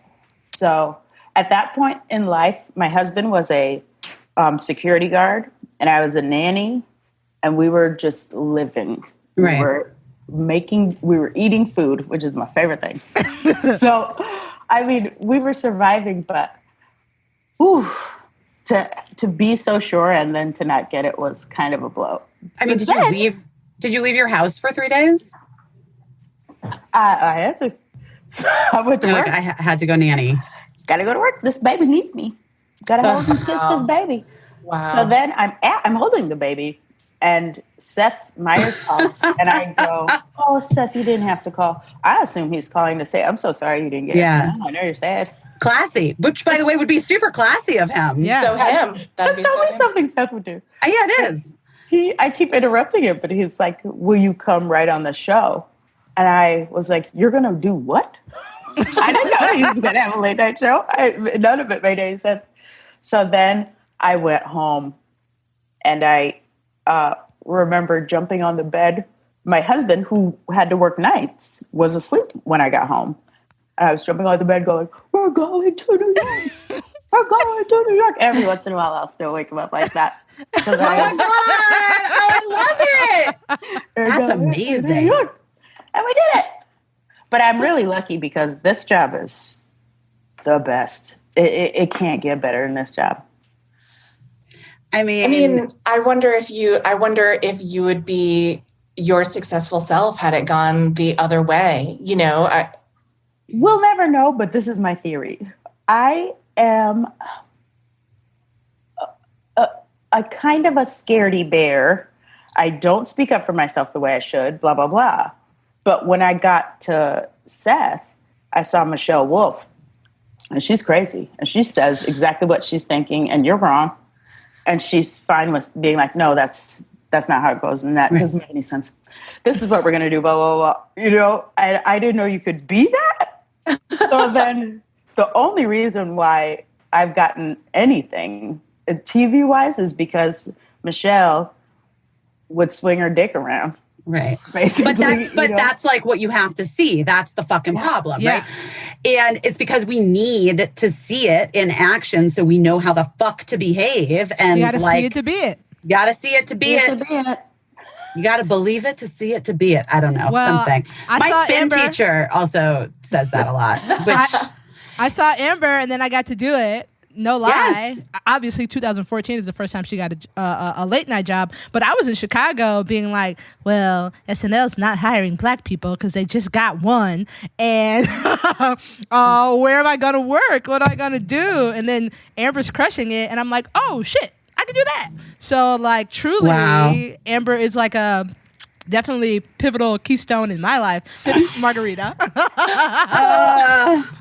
Amber has a very tall margarita. I just want to tell everyone who's listening who can't see, she has a very tall margarita, and I think she's getting more ice or something. Mine's little. Mine's little, and it's gone.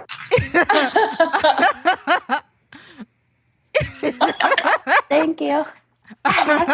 Vizzy's husband brought a margarita. Amber's husband brought a margarita. I mean, I'm never interested in having a husband before, but do I need one to bring me a margarita? Just get a margarita robot. Yeah. It's so much easier. Also an option. Oh my gosh. So tell us a little bit about the Peacock block, because it's you and Larry Wilmore, and right? Larry Wilmore. Can you stand it? Love him. Pretty freaking cool. That's so cool. I mean, I love him and I missed him since his show stopped. We just hear the margarita being made. My husband's in here now. He's going to get to eating. I don't know what you're fixing here.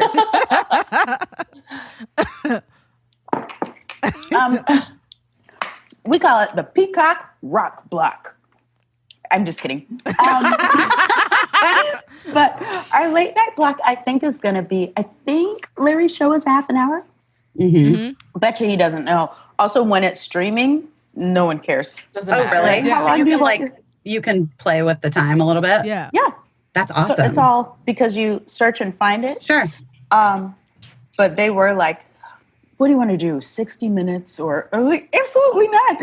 You can't maintain this for 60 minutes. Are you crazy? people's ears would be bleeding. They'd be so sad.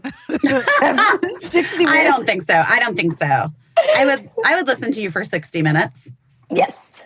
That's one. I know my mom would too. So there's two of us. Two. Don't watch it in the same house. Amber, are you reading? Do you read? Are you reading anything interesting right now? Oh, no. Me neither. I just thought I would ask. My sister and I wrote a book together. We just finished. It comes out January the 12th. January 12th, your book comes out. It's true. What is it called? It's close to when you came out. Hey. Yeah, 3 days later. It's called You'll Never Believe What Happened to Lacey. And it's just all, my sister lives in Omaha and always has. It's just all the racist things that have happened to her. Oh, wow. And it's a lot. It's a lot of it's so funny. Shantira read it for me. Did you guys sell it after, like, based on your segment on Seth, or was this something that's been on the works the past few months? Ago. Really? Uh-huh. How long? I just so happened to get a call from her while I'm going to meet our book guy. Mm-hmm. And I didn't want to go meet him. Have you guys worked? I'm not an avid reader. And as we've established, didn't want to not read it. Waste this man's time. But I just so happened to come up with that idea while I'm talking to my sister and be like, ooh, that is crazy. So then I came up with this idea on the way to meet the guy. And he was like, this is great. It is great. The stories are so wild. And like, if you ever see a picture of her, you'd be like, why do white people talk to her like that? She's so nice. What are they doing? She's so nice. No She's so cute. It makes people think they can get away with anything. It don't make no sense. But she has a great karaoke voice. She truly can sing it. I forget what I started talking about. I'm the worst. I asked if you read, and you're like, no, but I do have a book. I had to lie to all these people. Because that's the only thing they want to ask you, the publisher. I know. This guy, that guy. And I had to be like, well, take it away, Lacey. You'd be like, I'm reading blah, blah, blah, blah. I'm a normal person. I don't know about you. I don't feel like I just have the brain space in this moment in history to read anything. Absolutely not. I need, when I have a teensy bit of free time, P.S., I don't much care for free time, but when I have it, I need my brain to turn completely off. So what does that for you? Any kind of work. Sitcoms. Sure. And ones you've watched before. Ones I've watched before. Yeah. But also new things. The best thing is a new documentary. Yes. Oh my God, same. I'm obsessed with documentaries right now. Did you watch Daryl Hammond's? Yes. Oh, so fucking good. I couldn't believe it. I couldn't believe it either. I'd heard about Daryl Hammond, and then I saw that documentary, and I was like, holy crap. I just thought people were exaggerating. Yeah. I didn't know that this was really happening to this man. It was wild. Any other good docs that we should be looking out for? Anything else? The best documentary in the world is the documentary I made a musical based on. It's called The King of Kong. Have you ever seen that? Of course I've seen The King of Kong. Wait, you wrote the King of Kong musical? I feel like was it at that theater down on Santa Monica Boulevard? Where was it? Was it here in LA? It was. Like, I remember seeing it up on the marquee and being like, oh my God, how genius that they made a musical out of that. I loved that movie. We did. Amazing. We got a cease and desist. Okay. That's cool. That's very But it's cool. funny because now I'm working with Warner Brothers to write a musical. And I was I love that. You tried to shut me down. How times have changed. Is that what is the next 10 years for you if the world doesn't end in apocalyptic hellfire? What do you career wise? Are you very clear, or are you just like whatever fucking happens?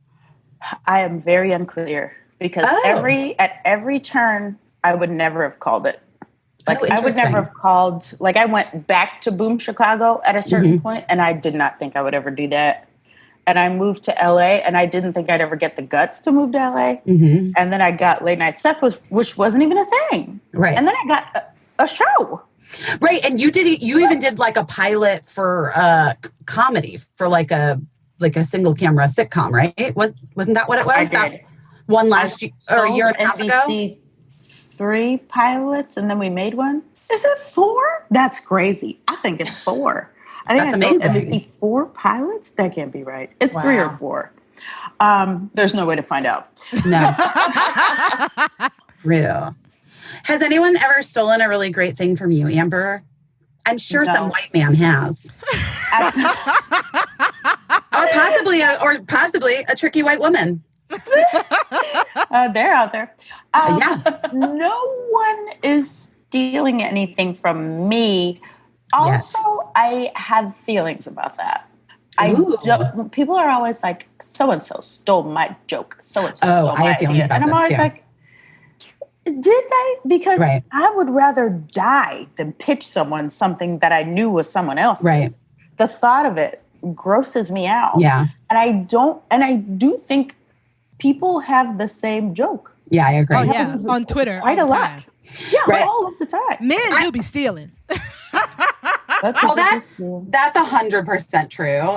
People do it to me all the time though on Twitter. Sometimes I'll make like the mildest joke and someone will respond with a link to a similar joke. Like that's all they'll say, or they'll be like, great minds. And I'm like, yeah, I didn't Google whatever you say, Todd. Like, like I'm not searching Todd's timeline to make sure that I'm not expressing a similar To be thought. honest, Todd hasn't said anything funny since 2015.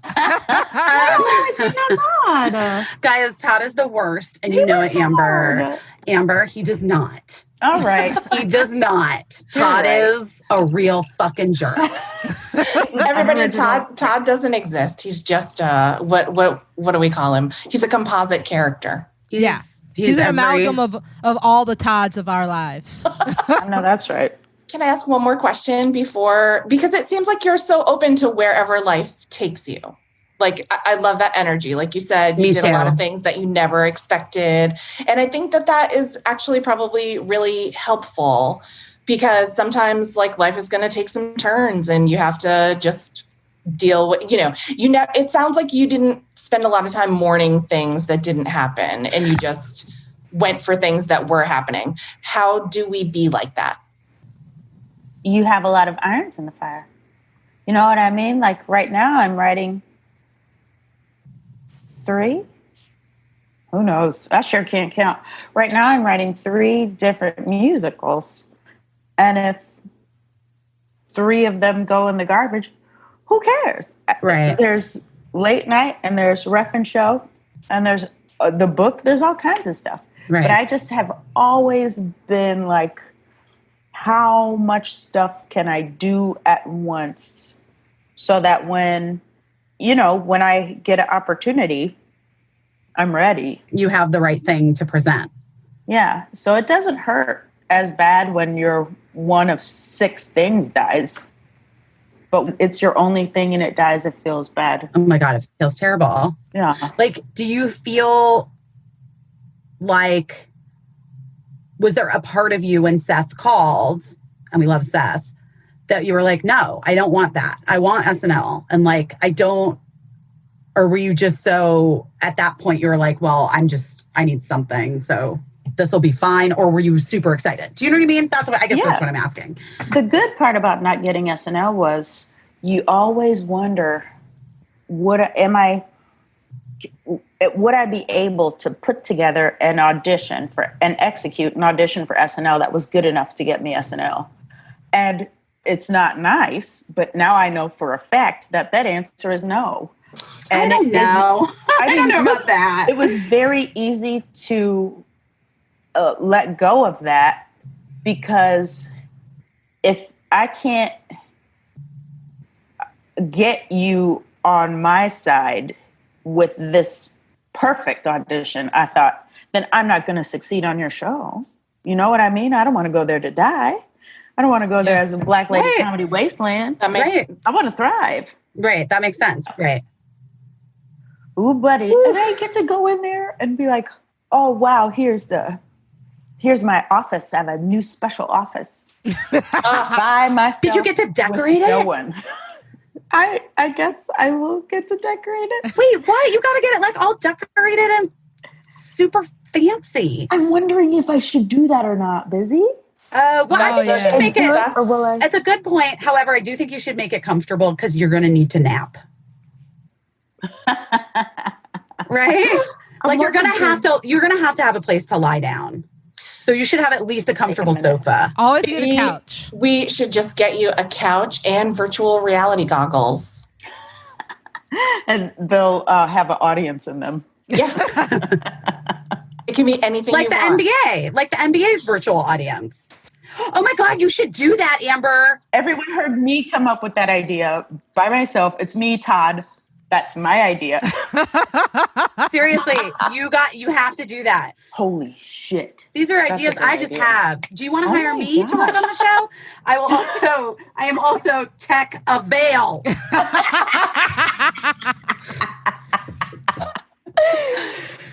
I really I'm think going you to should use do that though. idea. Yeah, That's of a course, really good idea. Use it. See, this weed did come around. My weed did come around. It did. Once I got the tequila in, now it's happening. I love every pivot you've taken so far, mostly Amber, because it's taken you to this moment right here. And like, I so appreciate that somebody so like wonderful and wonderfully talented has been such a trailblazer and has led the way for other people like my dear Shantira to be able to see and know and think in a different way of what would be possible for her own career. And it's such a fucking gift. And you're gonna like, it's gonna get like intense, I think, for you because it is gonna mean so much to so many little girls out there to see you in this space. And I'm like so grateful that you are the one that gets to do it because you're the fucking best and so talented. Oh, thank you, Vizzy. You're too kind. I mean, so I excited. just tell the truth. Anyone who knows me knows that. I'm nice and I'm also horrible, but like I tell the truth. That's how I describe myself. Yeah. Oh, really? I'm very nice, but also horrible. Yeah. It means a lot to this middle-aged lady as well. This is just something that it's been my whole career, and it's been something that, you know, I've just wanted to see my whole career. And you're a really special performer, and I'm just really excited to watch you go. Oh, thank you, Casey. I'm excited. Yay, Auntie Amber. Yay. You guys, this has been Busy Phillips is doing her best. Thank you so much for tuning in. This is available anywhere podcasts are available. We'll talk to you soon. Good night, everyone. Bye, guys. Bye.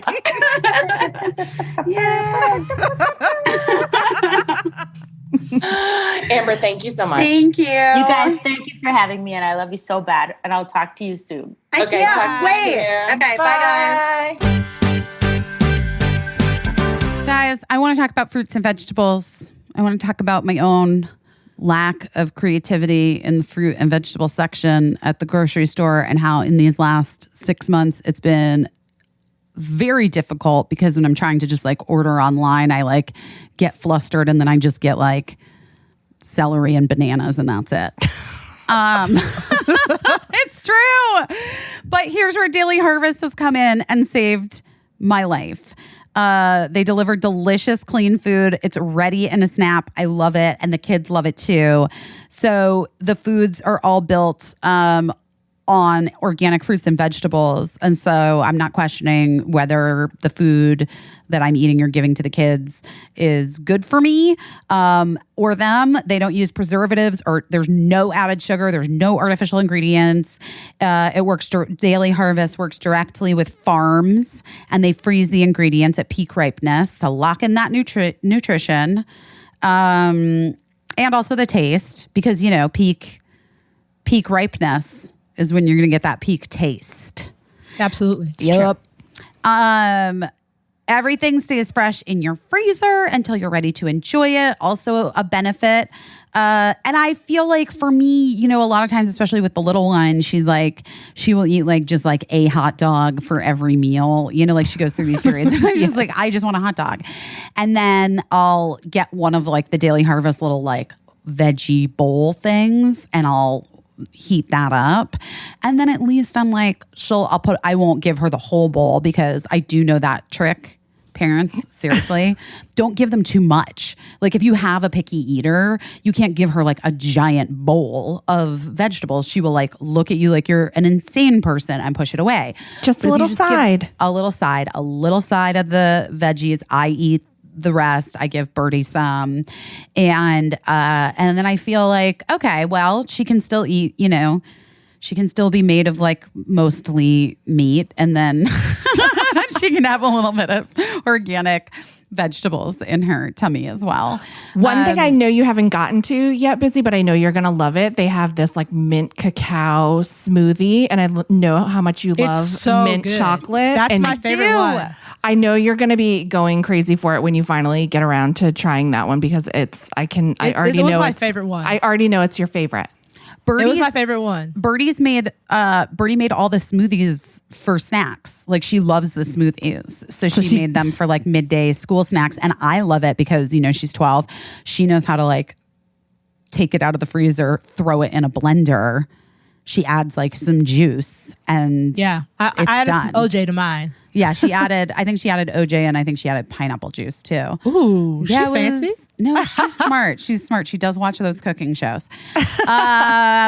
Also, Daily Harvest is committed to minimizing their environmental impact. They're in the process of transitioning to 100% recyclable, plant-based, and renewable fiber packaging. Good for you, Daily Harvest. Yay, go Daily Harvest. So, parenting can be hard. Daily Harvest makes it easier with their undeniably delicious food. Keep it simple with Daily Harvest. Go to dailyharvest.com. Enter the promo code BEST to get $25 off your first box. That's promo code BEST for $25 off of your first box at dailyharvest.com.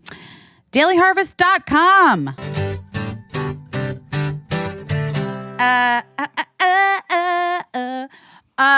Okay, guys, I already told you, I'm telling you again, Friday, the 25th on Peacock.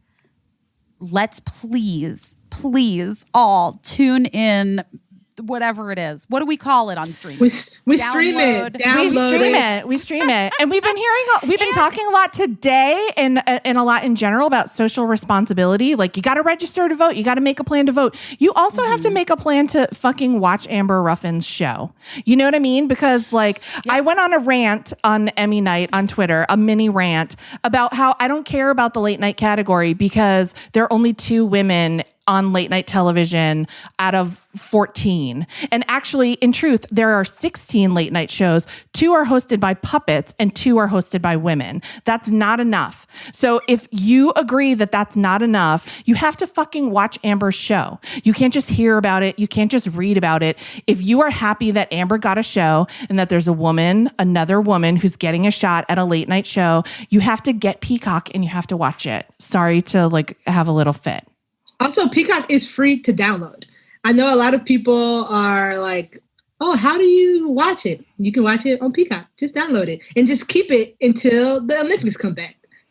I mean, I have to say, I feel as though this is a thing that a lot of people don't understand fully, right? Like even with our friend Keisha's show Astronomy Club and with Black Lady Sketch Show and it's important and Fresh Off the Boat, all of the shows where you as a white I'm talking to my white people here, by the way, just FYI. You as a white person in this world, here is a thing you can do. When a show or a piece of entertainment pops up and it is not specifically made for you, I challenge you to make sure that you 100% don't miss it, because it's just a question of numbers. It's just a numbers game, right? We're just all about selling soap. So we need to support people's creative endeavors in order to get more people the opportunity to have I don't know. Is that right? No, it makes sense. Yeah, because the reason why these the reason why shows in the past The reason why these shows in the past have fallen is because networks will be very quick to say like, oh, it didn't reach the audience that we were hoping. And the reason it doesn't reach the audience they're hoping instantly is because it's a new thing. And so it's like this vicious, never-ending cycle of like, we're going to give a woman a shot, but then if it doesn't catch on in 6 months, she's done. And then next time a woman wants a shot, we'll say, oh, it didn't work out last time. And so, in order to ever have any change in this industry, you have to just get on it. You can't wait. You have to get on it. You have to consume it. And in the case of like watching something that's made by and maybe for women as a guy, or watching something that's made by people that look different than you, that's such a gift. It's such a gift of perspective. It's such a free education for you to like broaden your horizons. And P.S., we've been watching fucking shit that's made for and by men for so many years. Like if we wanted to watch anything, that's what we had to watch. And we had to like laugh along. And, even though knowing that, well, we're not the intended audience for this, but it's like what we get. It's good enough, So when women are given an opportunity, you have to get on it. Yeah. I agree with what these white ladies said.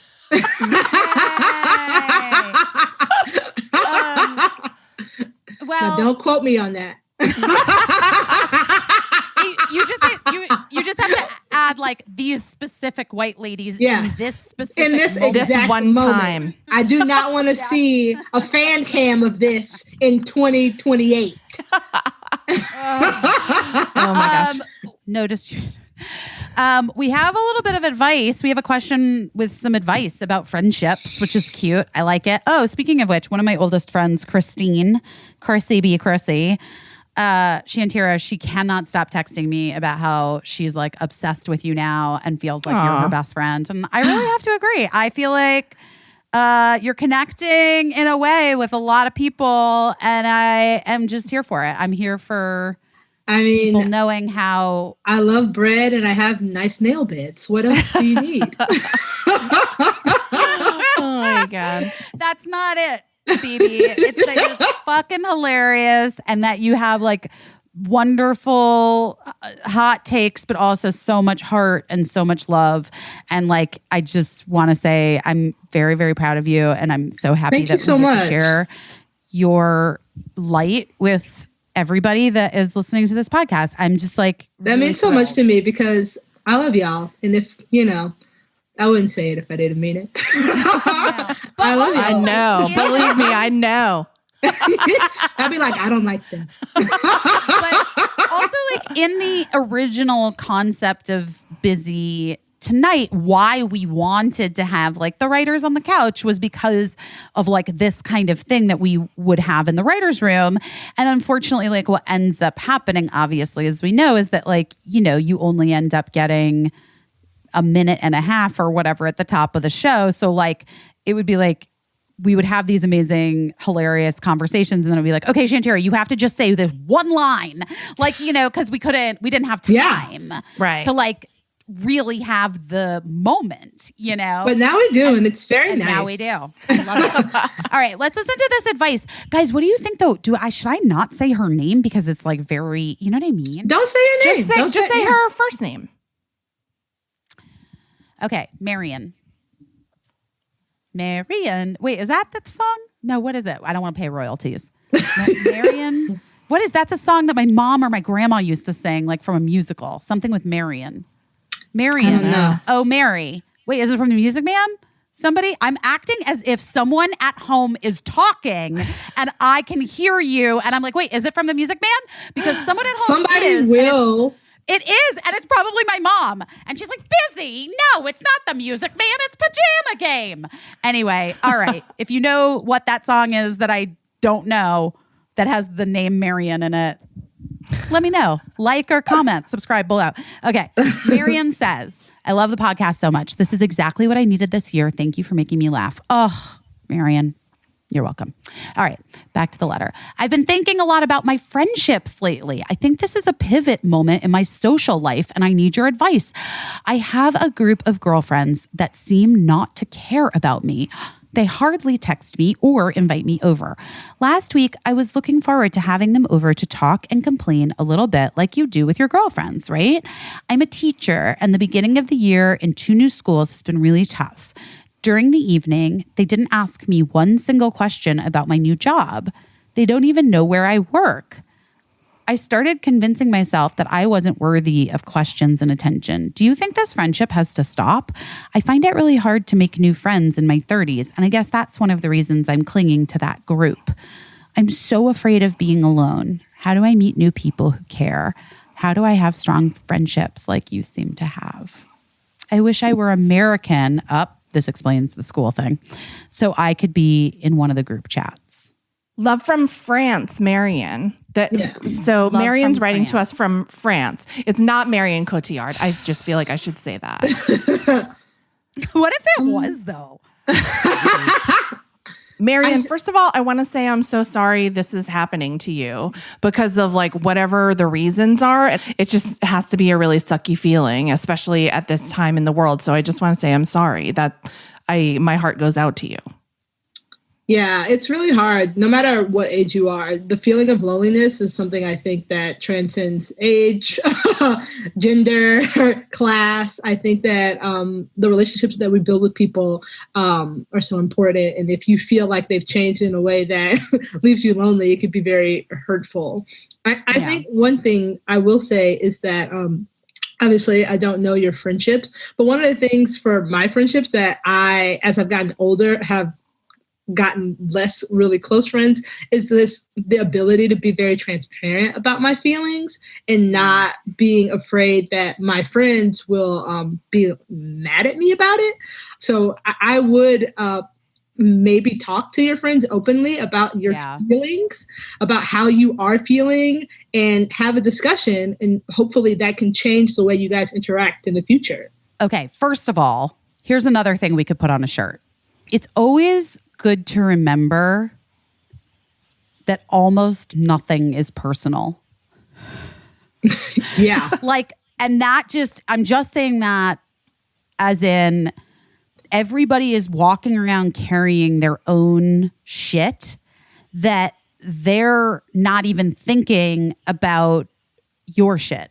And so the way that they're acting towards you or about a thing that you're going through or whatever might not have to personally do with you. You don't know until you have these conversations. I had a very close friend in the last couple of years, and I felt the same. I felt like really unsupported by this person and bummed, like really sad. And also like, oh, I guess this person and I are not friends anymore. And maybe this person doesn't care about me and I was wrong this whole time. And I asked them to lunch. And at lunch, I said, hey, look, whatever, I know you have a lot going on. Like we all have our lives, right? But my feelings have been really hurt. Like I felt really hurt. And I feel like you don't care about what's happening in my life and you don't want to call and check in and you never came to see my show film. And like, I don't know. These things are important to me and I just am really feeling sad. And like, if you don't have room in your life for me, like, okay, that's another conversation, I guess. Like then I know at least, or if I did something, then at least I know. And they were so like owned it. Listen, I had like the best case scenario in response, right? Like they owned it. They were like, I've been going through all this stuff. I felt this way. I felt like you this way. And I was able to respond. And like, we came through it and like closer and things are good. And we've like repaired our friendship and have been like working our way back. But had I not done that, I would have just sat in this really like weird place of feeling really insecure and like, they didn't care about me at all when that wasn't the case. There was like a whole lot of extenuating circumstances and other things going on. So, Marion, I do think that I know the feeling. It is really terrible. And I think you should think about like if there's one person you're maybe closer to in the group of friends that you could reach out to and just say like, and don't throw anyone else under the bus. Just say like, this is my experience and I feel with you personally.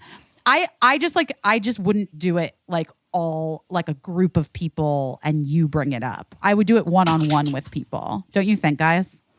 That makes sense. That makes sense.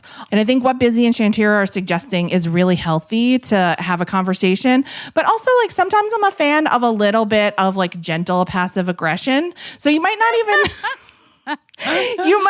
have to have a conversation next time you're with your friends. Don't wait for them to ask how you're doing. Just say, oh, you guys, you know what I wanted to talk about? My job is really hard right now. And here's what's happening. This, and this. And then see how they respond to that. Does that make their ears perk up and be like, oh, this is something that she wants to talk about. So this is opening a conversation. And now I will ask her a few questions.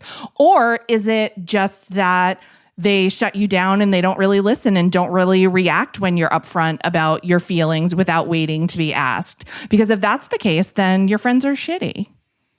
Yeah. And that sucks. That does suck. And and then second part, because I get to ask this all the time. So let's just like do a little brainstorm sesh and then we got to go because this episode's been too long anyway, but we love you guys and it's been a hard week and we're just like doing our best. All right. And we'll be back next Wednesday and you can email us at busydoingherbest@gmail.com. If you need advice or if you need some support or if you want to tell me or Caissie or Shantira anything in particular, like how much you love us, that would be great. How do you meet like friends as an adult? People ask me this all the time. Like when I do interviews, they're like, can you write an article about how to make adult friends? You've made so many friends as an adult, like, or you seem to have so many close friends. I think that for me, being open with people is one way.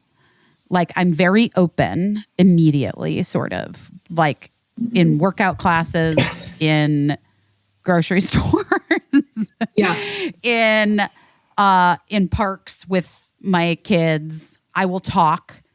I got this from my mother. This is like, and this is a skill also that's like not everyone is great at, and I get it. So if you're not one of the people who just strikes up conversations, and sometimes people think it's like odd. I'm not gonna lie. Like people have looked at me like, why is the lady in the grocery store talking to me? I have nothing to say to her about Chex Mix. Chex Mix is not a sponsor of this show, but they could be.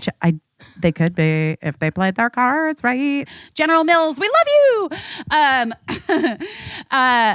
But so but I like sort of my vibe has always been. I feel like Shantira, you're really outgoing. I feel like Caissie, you're really outgoing too.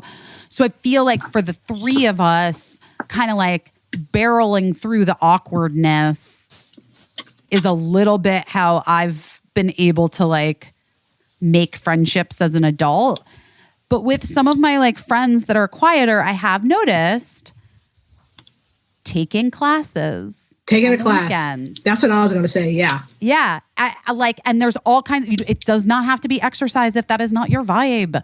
Like there are like painting and wine classes. There are like I just passed, here in New York, I just passed a little florist. Obviously they don't have them now because COVID, but it was like weekly flower arrangement classes. Yeah. Yeah. Like there's so many ways. I took one year I took a cake decorating class when I was pregnant with Cricket. And I met lovely people in that. So I just feel like think about what your interests are and then see if there's a class. My friend Candy was always joining like adult intramural teams like bowling and softball and but not competitive, not like people who are really good at it, like beginner level sports teams where you just get like thrown onto a team.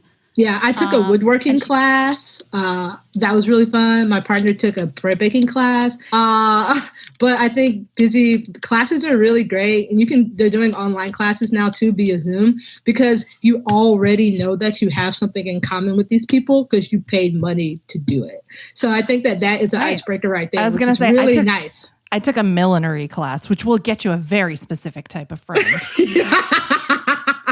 I met a millinery lady. That's that. Yes, and she's friends. New York. She's friends with my friend. I meant to tell you that. See, this is what I'm telling you. I'm like very big in millinery circles. Wait, you know because what? of that class.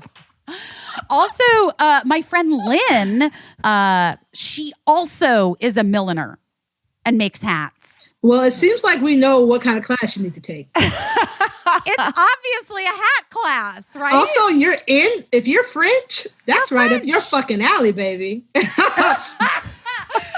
so Marianne, I hope that we helped you a little bit, but also we just want to say we love you.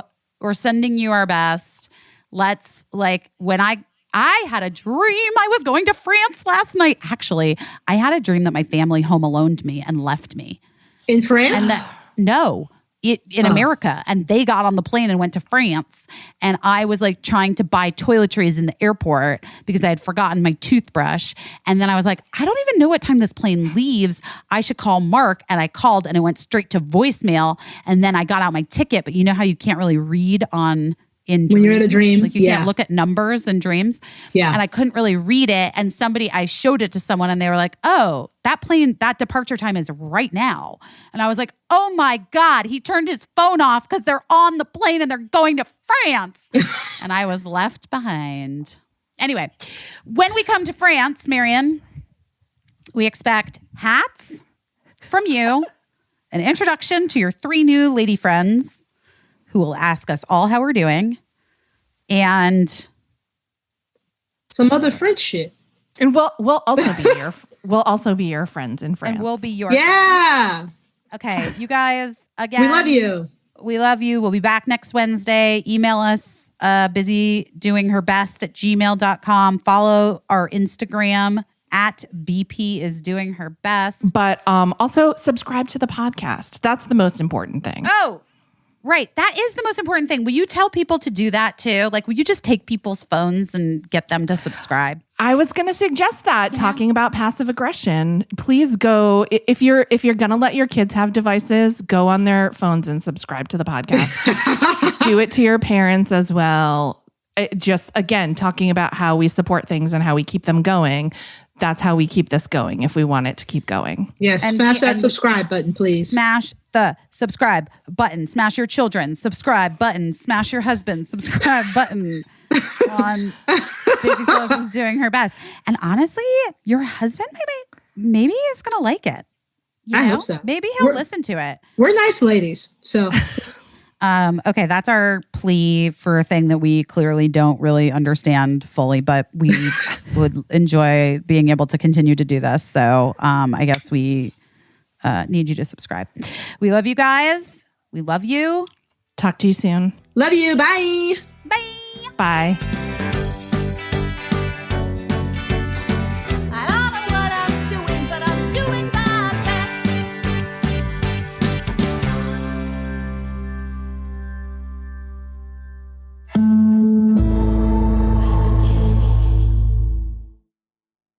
Oh no.